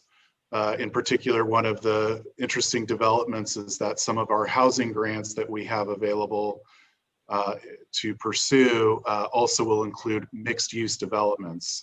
In other words, a housing that also includes commercial spaces for residential markets and that sort of thing. So branding and identity, this is another very important component of it.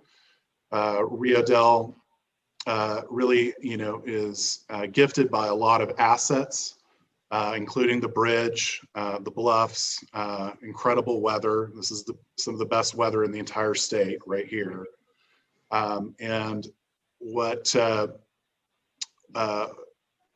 the idea is really to capitalize on the icons of the community, to create a positive image of the community. We know that all of the communities on the North Coast, not even just in Humboldt County, have issues. Rio Dell is no exception, but there are a lot of assets and advantages that Rio Dell has that have just never been put in play in relation to economic development. Creating a reason for people to pull off the freeway. Some communities have, for example, the world's largest frying pan as just a gimmick to have people pull off the freeway. They might decide to have lunch here or conduct business. And then there's just the issue of capacity enhancement, which we'll definitely be discussing with the council during the budget process of how we implement and sustain an economic development plan. So the last plan was published shortly before the 2008 economic recession. The city hit very hard times on top of hard times. And so we need to strategize on how we can consistently apply effort towards towards economic development when the city has been historically pretty reactive to development proposals that are before it. So how do we kind of move the ball forward in a way that is conducive to the community and that creates growth, and jobs, and opportunity, and raises the quality of life. So part of the strategy is also to implement metrics. So we talked about reducing downtown vacancy rates and just regularly inventorying available commercial spaces in town, identifying which ones are vacant, and using that as a simple measure. There's some other technology that can be used to, for example, measure traffic activity and cell phone data in order to identify increases in traffic and whatnot. We're really looking for kind of hard data that can be used to help measure the success of the program over an extended period of time that allows us to make changes, to recognize achievements, to recognize maybe where the plan falls short, and adjust accordingly.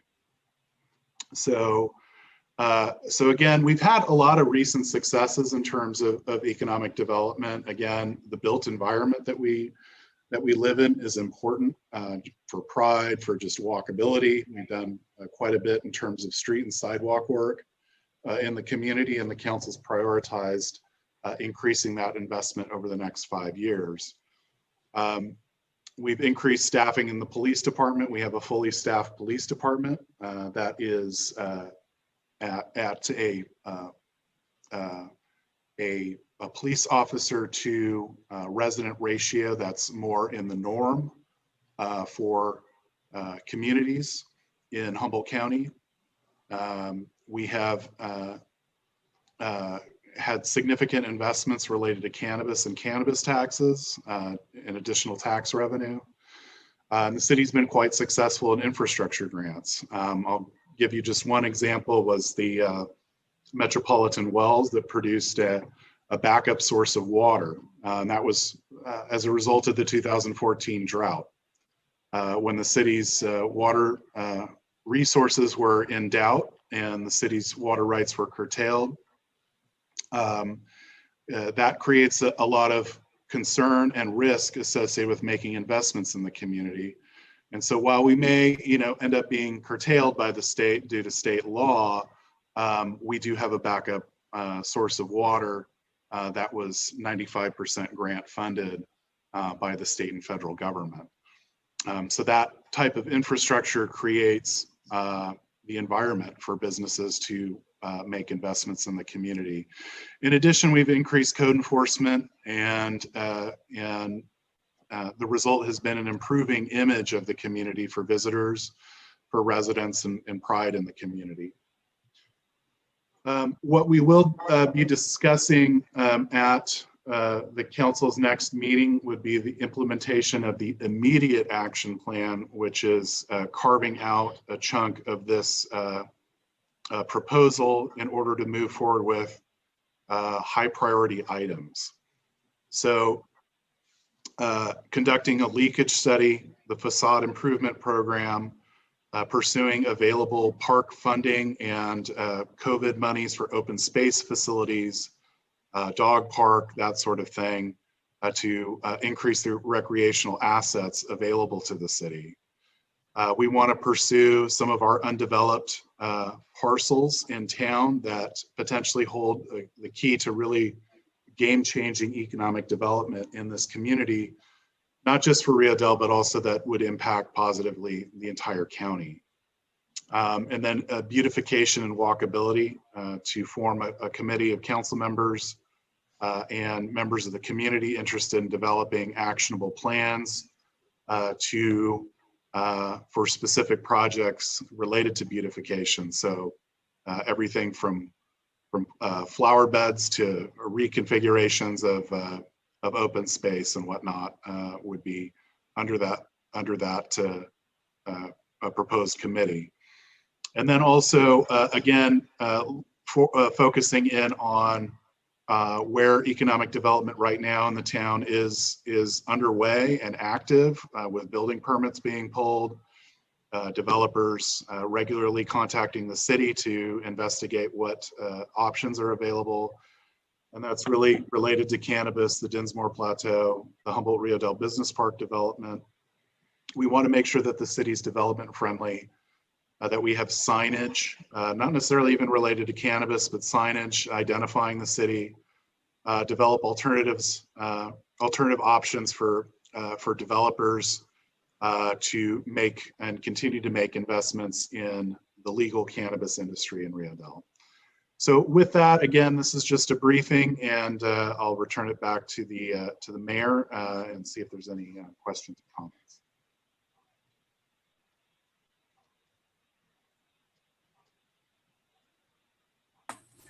Thank you, City Manager. I will open it up now to council. We'll start with Councilmember Carter. Thank you, Mayor Gerns. I just want to say that when I sat and read this part of the packet, it made me so happy to think about all this stuff. So farmers markets and largest frying pans, it's amazing. So I also wanted to say that when you're forming a beautification and walkability committee, I would love to be on that committee. And Okay. my other question is, where do I go to share my ideas for branding and identity? Would that be here, or should I just come talk to Kyle sometime? I think either one. I think and or both. Yeah, and at our next council meeting, that would Next be council meeting. Okay, I'll get them all ready. All right. And that's it for me. This looks like it was a lot of work. So thank you to the members of this committee for putting in the time and the energy to do this. It made me really happy. Okay. All right. Yay. Councilmember Wilson. Yes, thank you, Mayor Garnes. And I agree with Councilmember Carter that obviously the subcommittee did a great job of researching this, and thank you for your work. It's well appreciated. It's still a big challenge to make these things come to light, and there's just a lot of potential there. One concern is the bridge. We do need to find some avenue to keep a hand on the state. If they, because I've heard stuff, if it fails, they'll just close it. They'll just close it off. They're not going to want to spend money to repair it. So I don't know where we get, if we can get it declared some kind of a historical structure that could get us some money to keep it safe and still open. Also, so I look forward to the next meeting to share ideas. I'm excited about some of the enthusiasm that you're generating. And again, I want to say thank you to all that brought this report to light. All right, yay. Thank you. Mayor Pro Tem? Thank you for the opportunity to work with the mayor and staff on preparing this report, and a lot of praise needs to go to staff who, as always, does all the work, and us politicians get the credit for it. But, thank you, staff. All right, thank you.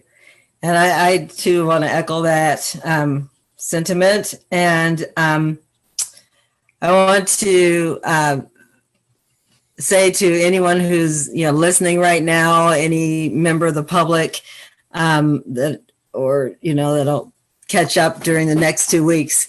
If you are interested, hopefully there'll be an application process, or just reach out and let us know that you would want to be involved, like in the walkability and beautification, because we want citizens as well as a couple of council members, but it is going to be important that we all get involved, that the city, that the residents of the city get involved too. There's a lot of ideas out there, and we need to access as many as we can. I just got and I think this kind of falls under it, so I hope I'm not out of line, but I got a letter from a citizen, Cindy Treadwell, referencing back to a city newsletter where we had a good neighbor policy, and how we, back some years back, how we addressed issues based on just good neighbor policying versus fining or whatever, where we just reach out and we try and get our neighbors involved, and through that avenue we then make our city better and stronger and more attractive. So that is something that I think we will look at as well, going forward with this. So thank you everyone for everything you've done, staff. Thank you, Mayor Pro Tem. And I'm excited that the rest of the council's excited. So this is like really awesome. We're all like on the same page, and that's gonna only be good, I think, for the city as a whole. Are there any emails or raised hands? There currently seems to be no raised hands. And I see no emails. Okay. Then I look forward to this being brought back, and everybody write down your ideas so we can talk about branding and all that kind of good stuff. And it's interesting, Councilmember Wilson, I actually brought that very thing up about the bridge today to the city manager. So about historical. So we'll look at, I think we'll try and look at everything we can look at to get this plan going. And so we will see it on the next week, on the next agenda. And now we will move on to the second reading by title only and approval of ordinance number 384-2021, amending the existing street dedication and improvement regulations, section 17.30.310, parens 2 and 6 of the Rio Dell Municipal Code. Page 91 in the packet. City Manager, City Community Development Director. Take your pick. And I'll go ahead and hand over the next three items to Kevin. All right. All right, Mayor Garnes, members of the council, as you indicated, this item does start on page 91 of your packet. The first reading was presented at your April 6th meeting. Again, to summarize this, This is a minor modification to the street dedication requirements, which would allow the Public Works Director to waive those requirements. Under the current regulation, the applicants would actually have to petition the City Council or the Planning Commission in order to waive those requirements. Not as only is it time consuming, but it costs the applicants $250 in application fees. We see this as a permit or a streamlining process, and typically that's what we try to do here. We try to streamline the process for our citizens to make things easier for them. If you have any questions regarding the text amendments, and it is a minor text amendment, I'd be more than happy to answer them. If not, I would recommend you open up a public hearing, receive any comments that the public may have, and then adopt ordinance number 384-2021, amending the street dedication and improvement regulations, which again is section 17.30.310, subsection 2 and 6 of the Rio Dell Municipal Code.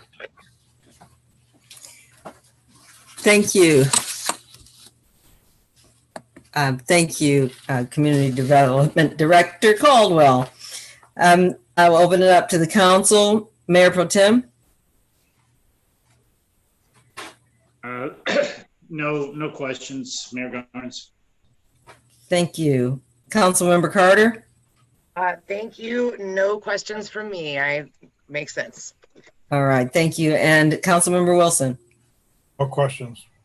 I'm good. And I have no questions. Thank you, Councilmember Wilson. And I have no questions. Are there any hands raised or emails? Currently, no hands raised. No emails, thank you. Thank you. Then I will ask for a motion to approve and adopt ordinance number 384-2021. So moved by Johnson. We have a motion. Is there a second? Second by Carter. We have a motion and a second. Roll call, please. Councilmember Carter? Yes. Councilmember Wilson? Yes. Mayor Pro Tem Johnson? Yes. Mayor Garnes? Yes. Motion carries 4-0. And we will move to the second reading and approval of ordinance number 385-2021, amending section /table 17.20.070 of the Rio Dell Municipal Code and resolution number 1484-2021, amending table 1-2 of the land use plan to exclude agricultural structures in the lot coverage calculations, provided the applicant executes a surety bond to ensure the removal of all abandoned greenhouses on concrete slabs so as not to exceed the 10% lot coverage within 2 years of cessation of commercial use of the structure. Community Development Director Caldwell. Mayor Garnes, members of the council, this item starts on page 97 of your packet. And the mayor did an excellent job of actually explaining and summarizing the ordinance here, which is ordinance 385-2021. This too was presented at your meeting of April 6th. It was the introduction of first reading of it. The Planning Commission discussed this issue at their meeting of March 23rd and recommends that the council adopt this ordinance, basically allowing agricultural structures not to be included in the lot coverage calculations. Those agricultural structures are greenhouses, concrete floors, would have to be removed within 2 years after no commercial activity within them. And ordinance actually requires a bond to ensure that removal.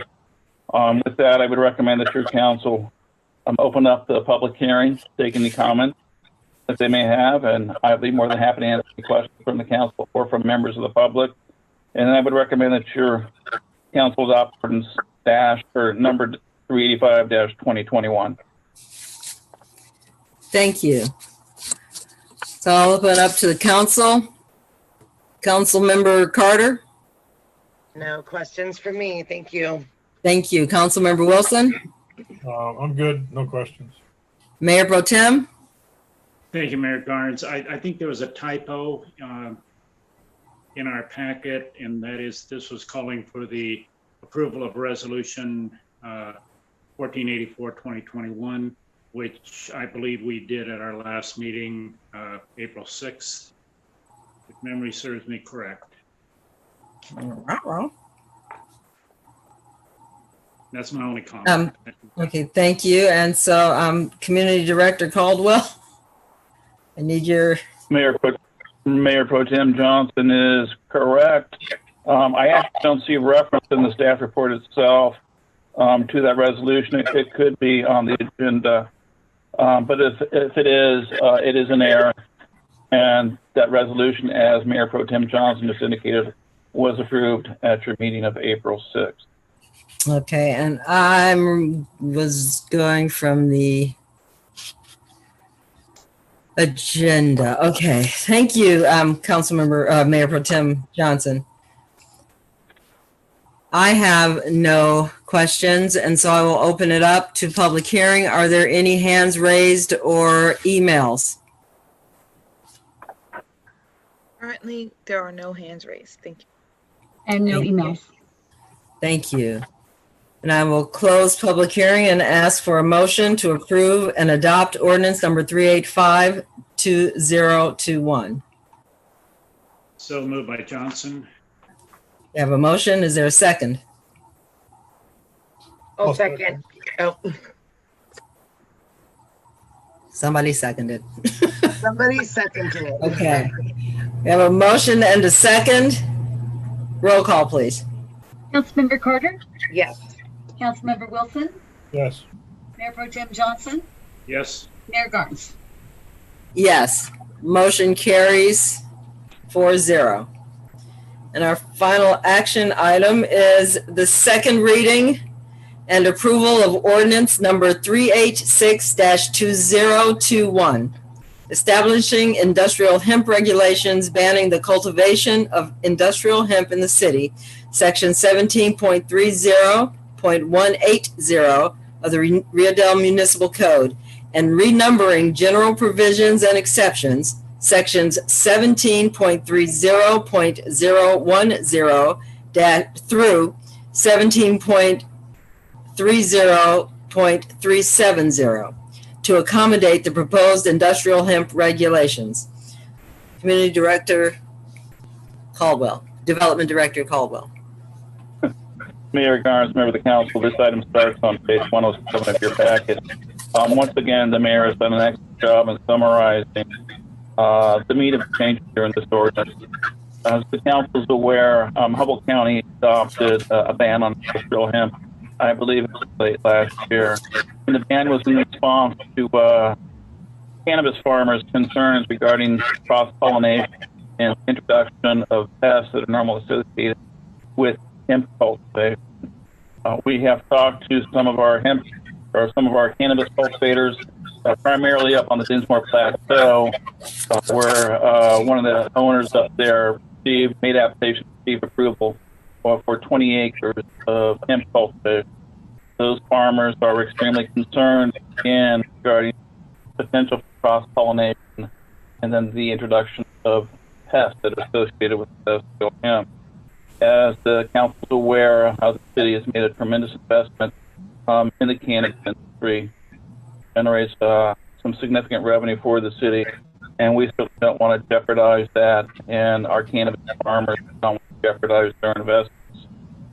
With that, I would recommend and for council open up public comment on this, receive public comment, and I can answer questions they have. If there are none, I would recommend council adopt number 386-2021, not only establishing industrial hemp regulations and industrial hemp cultivation, but would also renumber our general provisions and exceptions accordingly based on those new regulations. Again, if you have any questions, I'd be more than happy to answer them. And thank you. Thank you, Kevin. I will open up to council. Councilmember Wilson. I have no questions or comments. Thank you. Mayor Pro Tem Johnson. No questions. Thank you. Thank you. Councilmember Carter. No questions here either. Thank you. And I have no questions. Are there any hands raised or emails? There are currently no hands raised. Thank And no emails.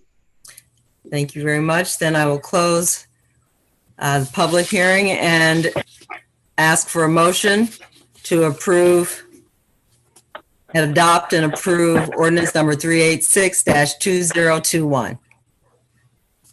So moved by Johnson. I have a motion. Is there a second? I'll second. It's Carter. We have a motion and a second. Roll call, please. Councilmember Carter, Yes. Councilmember Wilson, Yes. Mayor Pro Tem Johnson, Yes. Mayor Garnes. Yes. Motion carries 4-0. Mayor Garnes? Yes. Before we move on to the next item, I have a clerical error that we need to correct. I'm going to ask the city clerk to help me with this. On the consent calendar, item G, G5, approving the employment agreement for the finance director.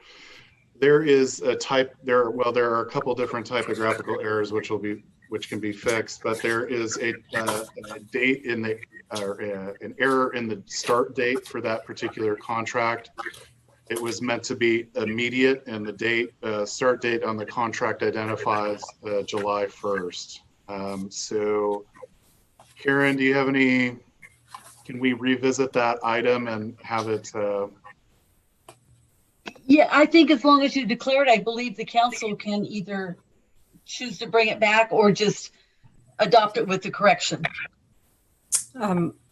Okay. Is there? Can I just then ask for a motion to adopt it with the correction? Yes. Was that the only correction, City Manager? There were some other typographical errors, non-substantive. Okay. City Manager? Yes. There is also in it said there was an Exhibit A supposed to be attached, and there was no Exhibit A.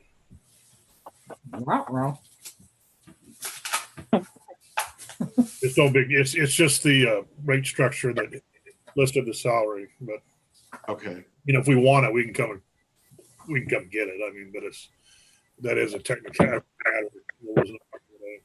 Yeah, I apologize. Yeah, it is the one that's in the regular salary schedule, correct? I believe so. Correct. Yes, correct. Okay. So. So Go ahead. The motion would just be to reopen item G5 and approve the aforementioned amendments to the corrections to the language and date. Okay. I'm then asking for a motion to reopen consent calendar item G5 and to approve the corrections to the language and to the date. So moved by Johnson. Is there we have a motion. Is there a second? Second by Wilson. We have a motion and a second. Roll call, please. Councilmember Carter, Yes. Councilmember Wilson, Yes. Mayor Pro Tem Johnson, Yes. Mayor Garnes. Yes. Motion carries 4-0, and thank you for catching that before we ended the meeting. And so now we will move on to council reports and communications. Mayor Pro Tem. Thank you, Mayor Garnes. I have a question for either city manager or community development director. I had thought that the Element 7 would be opening for business weeks ago. Do we know what's holding up their grand opening? Through the mayor, if I may, we were actually contacted by Element 7 yesterday, and they are in the process of doing interviews right now, and they are looking for opening the first week in May. Thank you very much. That's all I have, Mayor Garnes. Thank you. Councilmember Wilson.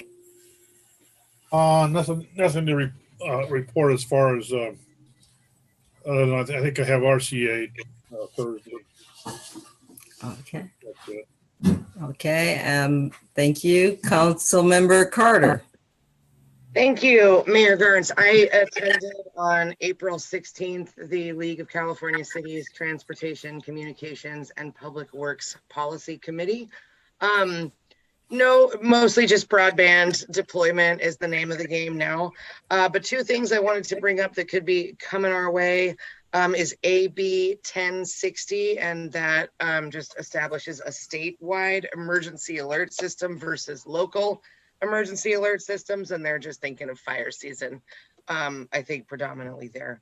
And then we talked a lot about moving from a gas tax to a road charge as more vehicles become electric. And that was most of the meeting. Okay. Awesome. Okay, thank you. And I attended the, just for future references, Cal Cities now. I think you have to give a quarter for every time you say League of California Cities. It's so much harder to just say Cal Cities. I like that so much more. But I attended the Cal Cities Environmental Quality Policy Committee meeting, and we talked about, let's see, talked about a lot of stuff.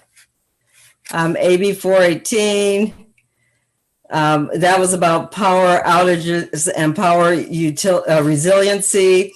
That's a bill that we're supporting, and an extreme heat and community resiliency bill, AB 585.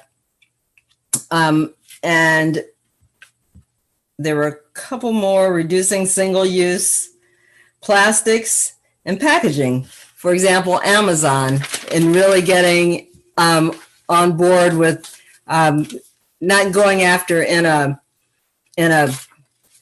like suing way, but just getting after that topic of packaging, where you get, a giant box that has one little tiny thing in it with a bunch of plastic in it to just fill up space, or hard plastic like Costco with everything in big hard plastic containers. And so just overusing things that we don't need to keep overusing. And then on the Community Services Committee, one of the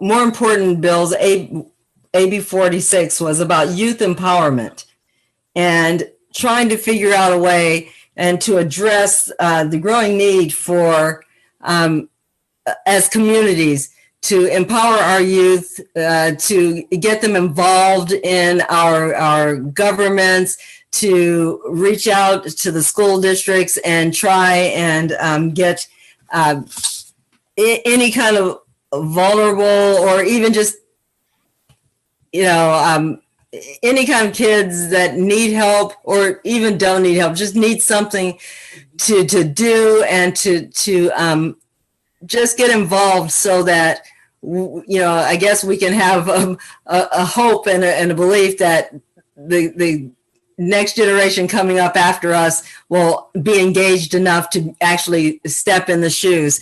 And it's getting a committee of 25 member committee, which is small, but it's a committee that will reach out to everyone.